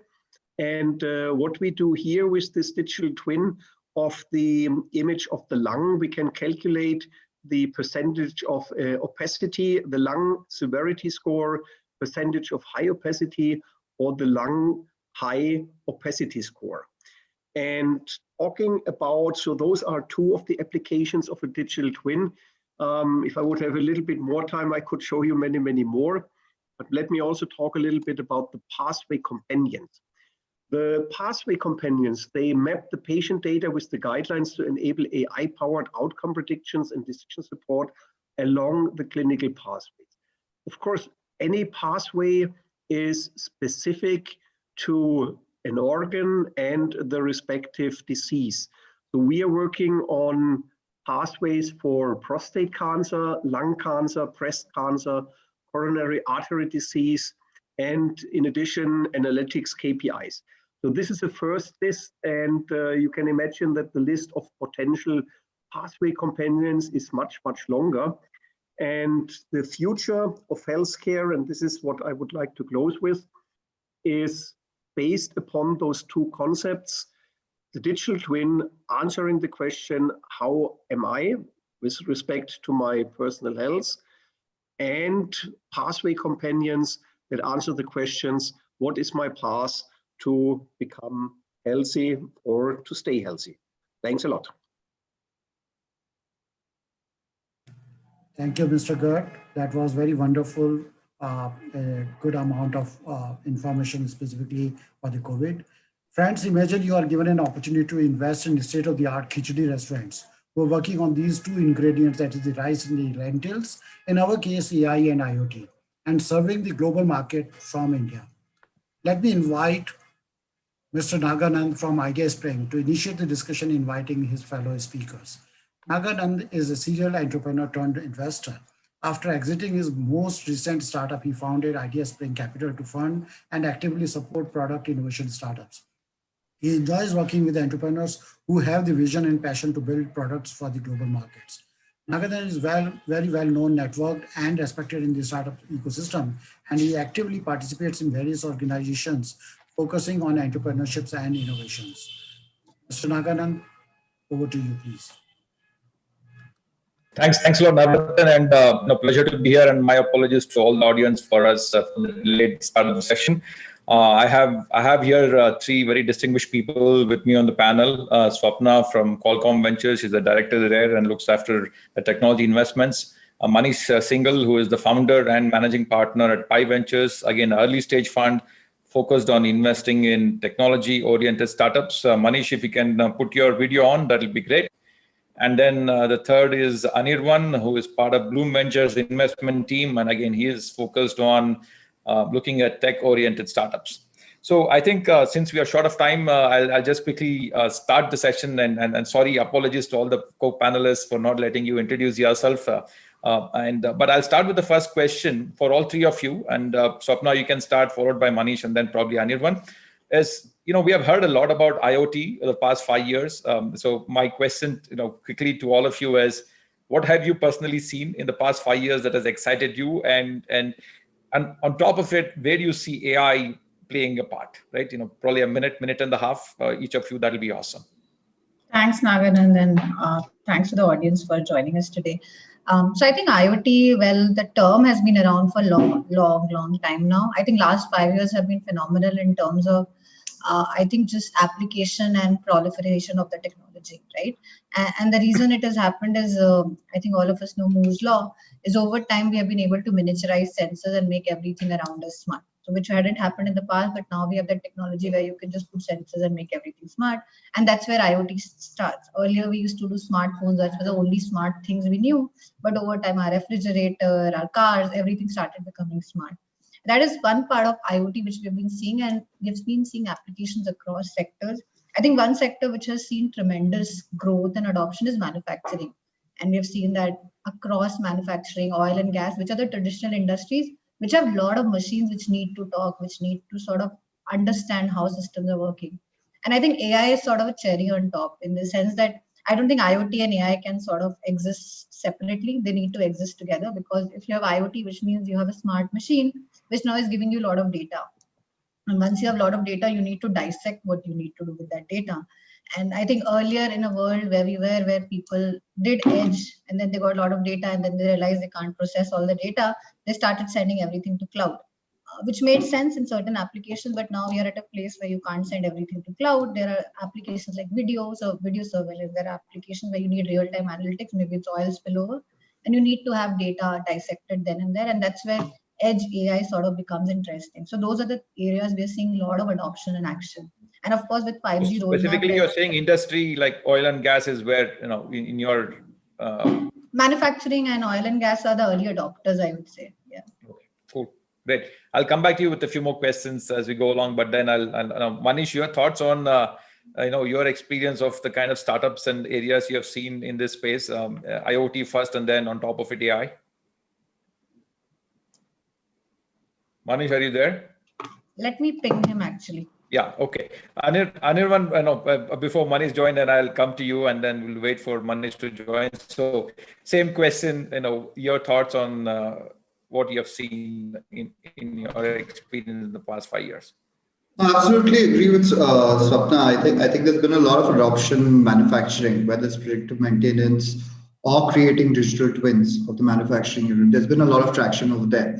Having said that, I believe with 5G and everything moving to the edge, there are going to be multiple opportunities, right? You've seen the proliferance of AMRs, autonomous mobile robots, which in a lot of ways is IoT and AI on the edge, right? And also I think energy and utilities. When I say energy and utilities, I mean not just the oil and gas sector where you're trying to prevent leakages, etc. But also in the renewable energy sector, we are seeing a lot of growth as of now. Collecting data from the inverters and trying to put on a layer of AI and optimize the entire energy generation and also storage, right? So I think over there, in addition, I think there's a lot of scope in India to build a fabulous semiconductor companies, and it's not been, it's just not happened so far, but it is going to happen, and hopefully in the near future we are going to see some of that. One more area where I think there's tremendous scope is Internet of Medical Things, right? I'll come back to where this scope. I just wanted to get your thoughts. What you've seen in the past 5 years, because I think it's predictive maintenance primarily and digital twins in manufacturing. Okay. And now we are moving towards video intelligence, etc. But it's primarily predictive maintenance. Yeah. I mean, I agree with you. But my question, however, though, is, I mean, I know that there are a lot of opportunity that exists, but we really haven't seen a breakout yet, right? In terms of even, when there's oil and gas. I know a few startups working in the space, but still having a hard time selling. Why do you think we are still experiencing that? What is causing that tension or stress in the market in terms of selling and scale? Hi, Manish. Yeah. Yeah, so Manish, Anirvan, let Anirvan finish, and I'll repeat the question for you. Go ahead. So I think if you think about it from the tech stack point of view, I think the interoperability has been an issue, right? If you try to think about the interoperability, it hasn't there. And also within India, if you think from the Indian market point of view, that leveraging data and drawing analysis and automating control, that hasn't existed. Whether you talk about the pharma industry, whether you talk about the auto industry, it's being adopted right now. And one more factor I think that has played, if I think about the startups that we've interacted, we also have a couple of IoT startups in our portfolio. I think the use cases tend to be very, very narrow. So for you to expand those use cases, I think the interoperability needs to be solved. And in addition, I just believe that startups are focusing on very, very customized use cases. It's not a broad use case. So for you to, and consequently, there are a lot of pilots, a lot of trials, and for you to have a product that you can, repeatedly use across different industries and different companies, that has been a limitation. That's what I've seen. I mean, Manish has many more companies in portfolio in the space. He would have. So Manish, the question you're trying to address is, for each of the investors in you, what have you seen in IoT in the past 5 years, right? And then how AI is sitting on top of it, just a landscape view, and then we'll get into the more detailed questions once we get the landscape view from each of you, because I'm sure each of you have seen multiple different companies, so it'll be great to get that point of view. Manish, you're muted.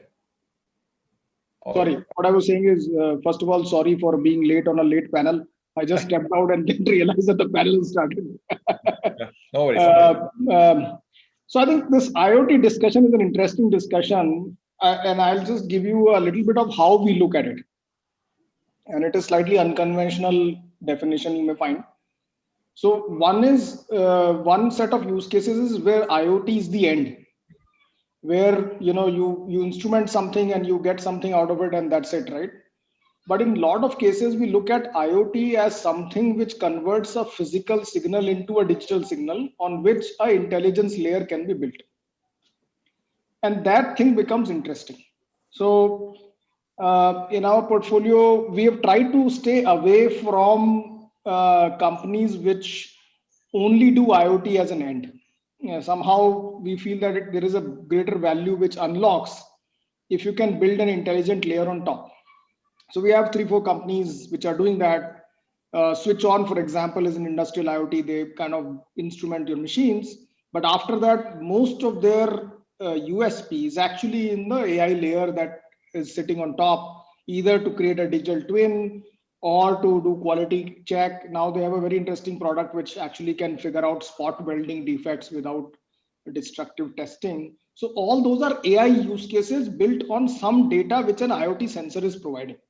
I think that to us looks more interesting because it actually solves some for interoperability. Sometimes it actually expands the use cases and it is configurable. So therefore you can do many things with it. Similarly, if we look at, to my mind, Sigtuple is also an IoT company in my mind from that perspective, because it converts blood into digital blood and then you can do AI on it, right?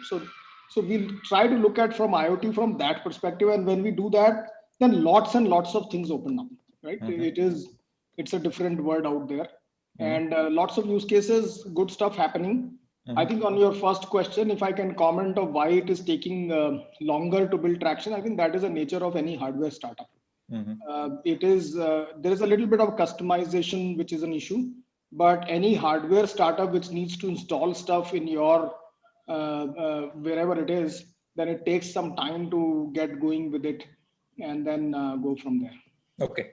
So when we talk about the future opportunity, I think that's a good segue to have saying, have we reached a point where there's enough hardware out there so we can really expand? But coming to the next question on we all have been talking about edge AI, right? In terms of, as soon as we talk about IoT, next question that comes is, obviously you can't go to a centralized server to all the processing, what is required. And then edge AI, Anirvan, to your point, will open up two opportunities, right? One is from the chip side, how do you put the compute power out there? And the second one is also what algorithms that one needs to run on the edge and what is required both in terms of storage and compute power. So probably, Swapna, I'll start with you because you work for one of the largest chip companies in the world. So what do you see happening in the edge AI space, specifically with respect to hardware, and then we can discuss in terms of software, what do we expect to happen in the edges? Thanks, Naganand. I think this is music to our ears the moment we hear edge AI, right? And the reason is we are manufacturing, it's sort of defining our roadmap. And also, I think one part is chipset, which is there. You have to give the surface layer on which things are operating. The other part is the network, the bandwidth which really needs to operate that. I could have the smartest chip in the world, but if I'm operating on 3G, it will be hard to do the right process and compute.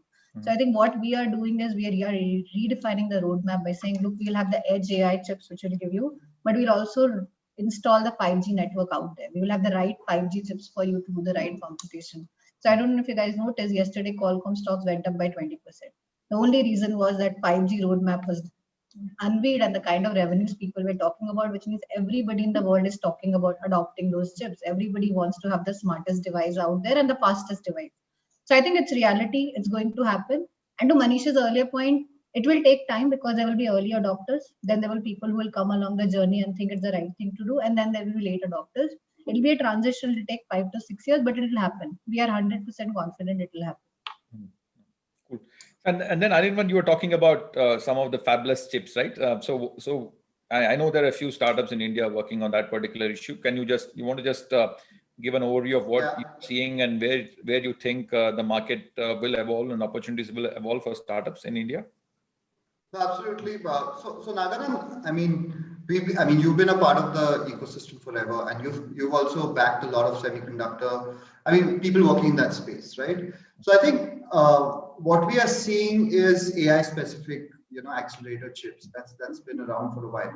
But we've also seen some chips that are being created for medical applications with extremely high-end power efficiency, right? What I mean by that is that ultra low power consumption, which enables you to use those chips in medical devices, something that you can. So that's been there. So the other thing that we are seeing that will be required rather is there needs to be more chip memory, right? So that your models can sit straight on the device itself. And that also we've met a couple of companies. But what happens is the semiconductor ecosystem doesn't exist in India, right? and we've never had a fab. There've been conversations about having a fab for the past 15 years. And so that entire ecosystem hasn't developed, right? So thanks to that, most of the IP tends to be with the university sitting abroad. And there are a few companies we've interacted with. One of them is an IISc, where you also have a strong role to play, where you create ASICs for ultra low power consumption for medical applications. Now, the other opportunity that could be there in India is probably software to help semiconductor companies design these. Like probably it could be on the RTL side. So that's broadly what we've seen. And on the network side, and I completely agree with Swapna. The Open RAN architecture that for 5G will be an enabler for sure. But I mean, this is a question that I had for the panel. I mean, I'm sure that I'm supposed to answer the question, but I'm just curious. Do you all think optical communication, whether it's Li-Fi or other modes of communication, could play a role in the network backhaul for enabling edge AI, right? Because they're going to be micro data centers, and then there needs to be communication between the edge nodes and all of these. So I'm just wondering, is there an opportunity there? I haven't met too many companies in that domain, right? Li-Fi could play a role along with Wi-Fi in this entire, but it'll probably be the ORAN that will dominate. But would love to know everyone else's views as well on that side, the network side. So Manish, you want to start? If you have any views on that, I can also give my views after you. So go ahead. Sure. I think fiber optic communication has been around, but other Li-Fi communication suffer from a problem of range. So therefore, right, small things you can do. But I think you might have met this Astrom, right, which is an ISC. They are trying to solve this backhaul communication with superior antenna design and waves, right? Solutions they have. Sorry? waves. What are they using? Microwaves. Yeah, they're using. Somehow, from whatever, and I could be wrong here because technology sometimes comes up from corners we don't know. But the backhaul mobilization can happen with those technologies slightly more easier than Li-Fi, in my understanding as of now. Yeah, and also enterprise 5G, in a different frequency range is going to take off. Is what there are a lot of companies in the US and working on those kinds of solutions. So I think that is one area where a lot of work is happening. Cell phone networks, and a few companies working in that space. And so switching on the gear, so investment areas, right? So next, now I'm going from what have you seen in the past 5 years to what you think will happen in the next 5 years. So I'll start with Manish now. Manish, what excites you in the next 5 years in this particular space, right? Because we have heard there's a lot of promise with respect to IoT, a lot of promise with respect to AI, and we all know that it's happening, but not happening at the pace that we all would like. The companies are not going at the pace we all would like. And you also mentioned when there's a hardware, there's always an issue in terms of the growth rate. But have you crossed the chasm? Thoughts on each of you on this particular question of 5 years, next 5 years, what excites you and what do you see happening? Next 5 years, what excites me is the exits that the previous 5 years should bring.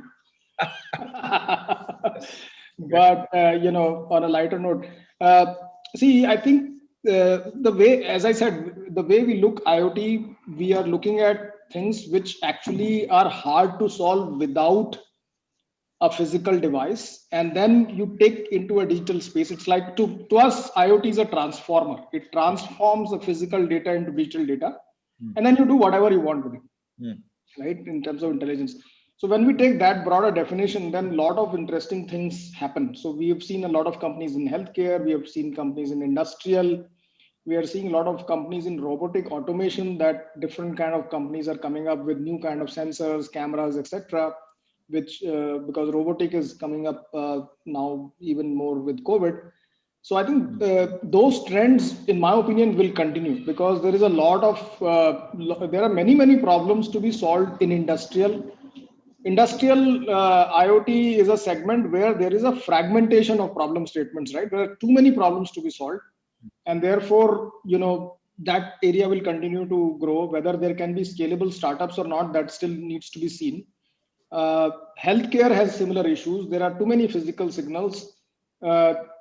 intelligence in digital. So then that gap will be bridged by different things that will come up.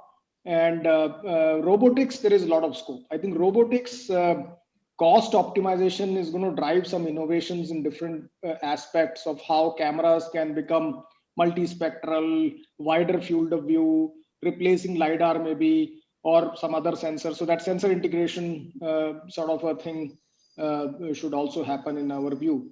So I think those are some of the things that we believe should be. Yeah, I agree with you, Mani. I think fragmentation is one of the key problems. Can someone mute, please? Whoever came online just now. Yeah. I think fragmentation is a key concern, and that's one of the reasons scalability becomes. And the other one is also a lot of established machinery that exists out there, and trying to interface with them is another issue. The new missions will be a lot easier to do, right? So I think those are some of the key concerns. So on to you on this next 5 years. Can I just make one more comment on this just before we move to Tapna? Is that, see, one thing you've realized is that you cannot be making an incremental difference to whatever your playing field is. If you are making a sort of a 10x difference, speaking figuratively, then we have seen that people are willing to sort of step forward, get your sensors in, go through the pain of installation of hardware, etc., give you the data and move forward.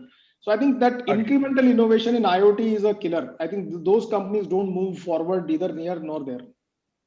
Okay, with you. Very, very valid statement. Yeah, I think I absolutely agree with Manish, right? Whatever he's saying. But I think we slightly try to put a different lens there. So I think all of us have spoken about manufacturing as a sector has seen a lot of impact. But then we try to have a sector view on it, that which are the traditional sectors which are going to see change by deep technologies, right? And deep technologies could be in the form of, when you talk about IoT, could be robotics, could be drones, could be digital devices, could be things like that, right? Smart machines, etc. But the sectors which we see will really see impact is retail, where you will see smart retail, which is people automated checkouts, things like that. The second sector which will see Amazon is impact working very hard on that problem. Yeah. In fact, we have invested recently in a smart checkout company, so we'll see how that goes. The second is healthcare. Healthcare is going to see a sea change impact because of things, all the technologies which will come our way. And the third sector is mobility. And mobility is a very broad term, but the fact is that this is a sector which has not been disrupted by technology. And the reason why these three sectors will see the maximum impact of adoption, which is basically Manish's point, it's not incremental. When these sectors will adopt these technologies, you will see change in cost structure, you will see a change in business model. And because these are very labor intensive sectors, and labor is a big cost anywhere in the world. So you need to change those costs, and that's where automation will be a big change because of IoT. So that's our forward. Anirvan, your thoughts? So I think manufacturing will remain for sure. I mean, that will always remain an area of focus, and there'll be incremental improvements over there. But the question is, how can you move to a platform kind of a play? Can we have a platform connecting all operators, developers, and cloud providers on the edge, right? Who are working on the edge. So that's a large opportunity. And there have been a few investments in that space, and I think that's going to explode. In addition, when we are moving to everything to the edge, there'll be micro data centers. There'll be an edge cloud that is already being built, right? The way you are monitoring the performance and the control of that cloud will be radically different from a regular. So there's an opportunity on the software side over there, and testing automation over there. We have an automation testing company called Lambda Test, but they're solving for a very different problem. But when things move to the cloud, they could be to the edge. There could be applications for that, right? Embedded software catering to these edge applications could be an interesting area as well.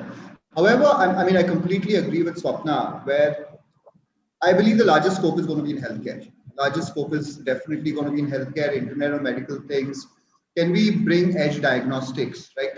Can we have preemptive analysis based on implants that we have in different humans? And for that, again, power efficiency becomes extremely important for the ASICs or whatever chips you're using. So I think that would be an area within Internet of Medical Things. Along with that, I think within the healthcare value chain or pharmaceutical value chain as well, there's a lot of scope because there's an amount of wastage in the pharmaceutical value chain is enormous. There'll be industrial applications within the supply chain also over there in terms of monitoring temperature, etc. But the question is, can we create and again, it becomes fragmented use cases when we are talking about each of these. But can we create a platform as a service? If you know, we've invested in Pixel, right? So if you think about Pixel, while they'll have remote sensing data for agricultural applications and oil and gas applications, there multiple other data sources could also be pumped into that. So it's going to be a combination of multiple technologies and multiple sources of data into an ETL that will be processed. I think that's where the larger opportunity lies, platform as a service, combining multiple sources. That is also hard, yeah. I mean, in the sense, larger companies, but like guys like Microsoft and the guys. Yeah, absolutely. Verticalized. Yeah. So I think last question will go down once again with everybody is, look, when I look at IoT AI, it's great, but when it comes to time to pull the plug or investment, there's still a lot of uncertainty to various issues that we just discussed, right, in terms of fragmentation, in terms of multiple signals to Manish's point, and so on and so forth. So as an investor, so hence, what are some of the key challenges you yourself face when you look at these kinds of companies? What hard questions you have to ask yourself in investing these kinds of companies? Probably Swapna, you can start. So I think for us, it's slightly easier because early stage investors do a good job of sort of looking through the pile and sort of investing in the right pool which comes to us. But I think one of the things which I've seen is a longer term horizon. I think this is an industry which needs a lot of patient capital. So typically what happens for us is we monitor those companies for 4 to 5 years where we see them come to the tipping point. And when I say tipping point, I think first 1 or 2 years is about services, where you're doing services to sort of find a product market fit. Is this a need I'm solving? Is this an aspirin or is this a vitamin?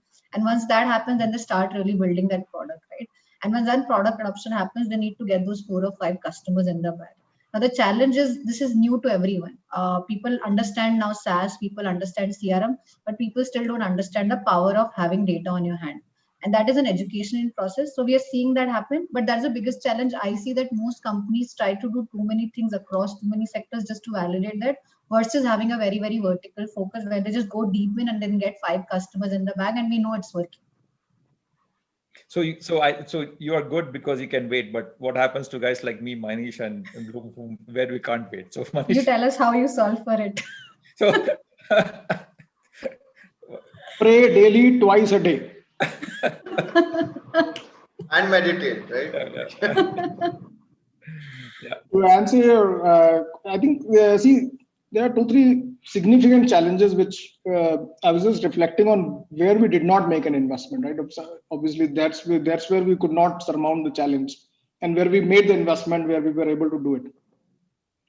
So I think 2 or 3 things which typically fail in and not making a investment is, one is working capital requirements in early stage of an IoT startup. Sometimes that becomes actually non-trivial.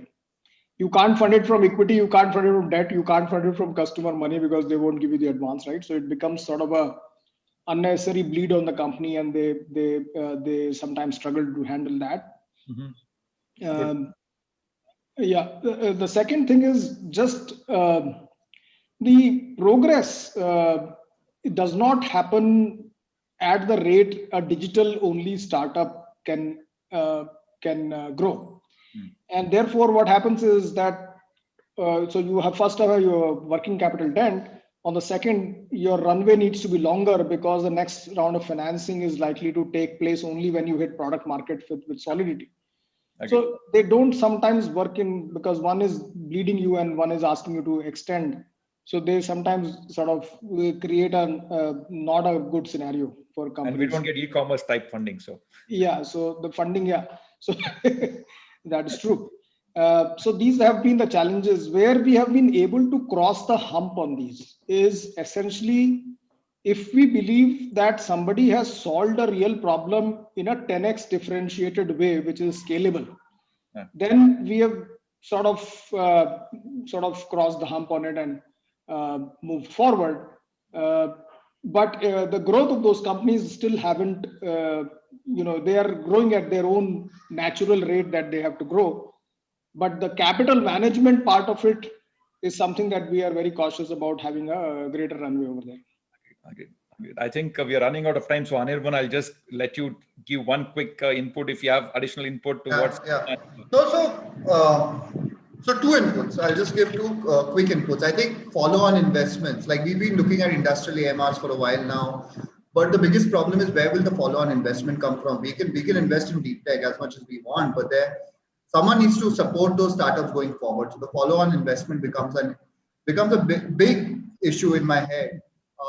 But also, I think it's the nature of startups that are being created. Everyone's targeting very fragmented use cases, as Manish, Swapna, and even you pointed out. So the use case, the market becomes, the size of the market becomes a large issue.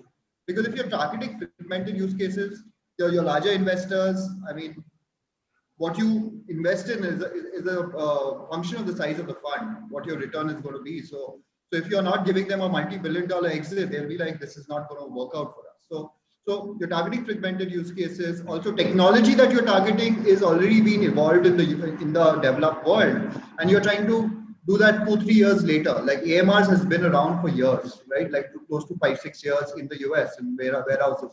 And if you look at the AMR startups in India, they're coming up in the past 2-3 years. Ati Motors, whoever you want to talk about. So I think that's also an issue. The time it's taking us to adopt these advanced technologies from different countries in India, and also the use cases and the follow-on investment. But they're all interconnected in my head. Cool. Manish, Swapna, and Anirban, thanks a lot for all the inputs. And to summarize, we are all saying that we are very excited, but capital is an issue, and we know there will be startups coming along the way, and we will look forward to how we can scale more companies in this space. So with that, Navratan, please take over, and thanks everybody, and thanks for all the audience for being patient, and hopefully you got something out of the session in terms of what investors look for and their key concerns in investing IoT startups, and specifically with the AI in the edge and as a use case. So Navratan, on to you now. Thank you, Nagarnath. Thank you. And thank you to each of your panelists to share such very good views. We also thank all our speakers, the audience, my team, and the Mass Invention. We've kept you guys away from your lunch today. But I can't wait to have a khichdi today, feeling so hungry. To have a khichdi if you have not had it for a long period of time. And thank you once again, and wishing you all a wonderful day. The main expo is still open till the end of the day. You can go visit that for the various virtual booths and networking. Thank you. Thank you, everyone. Have a good day. Bye-bye. Thank you. Bye.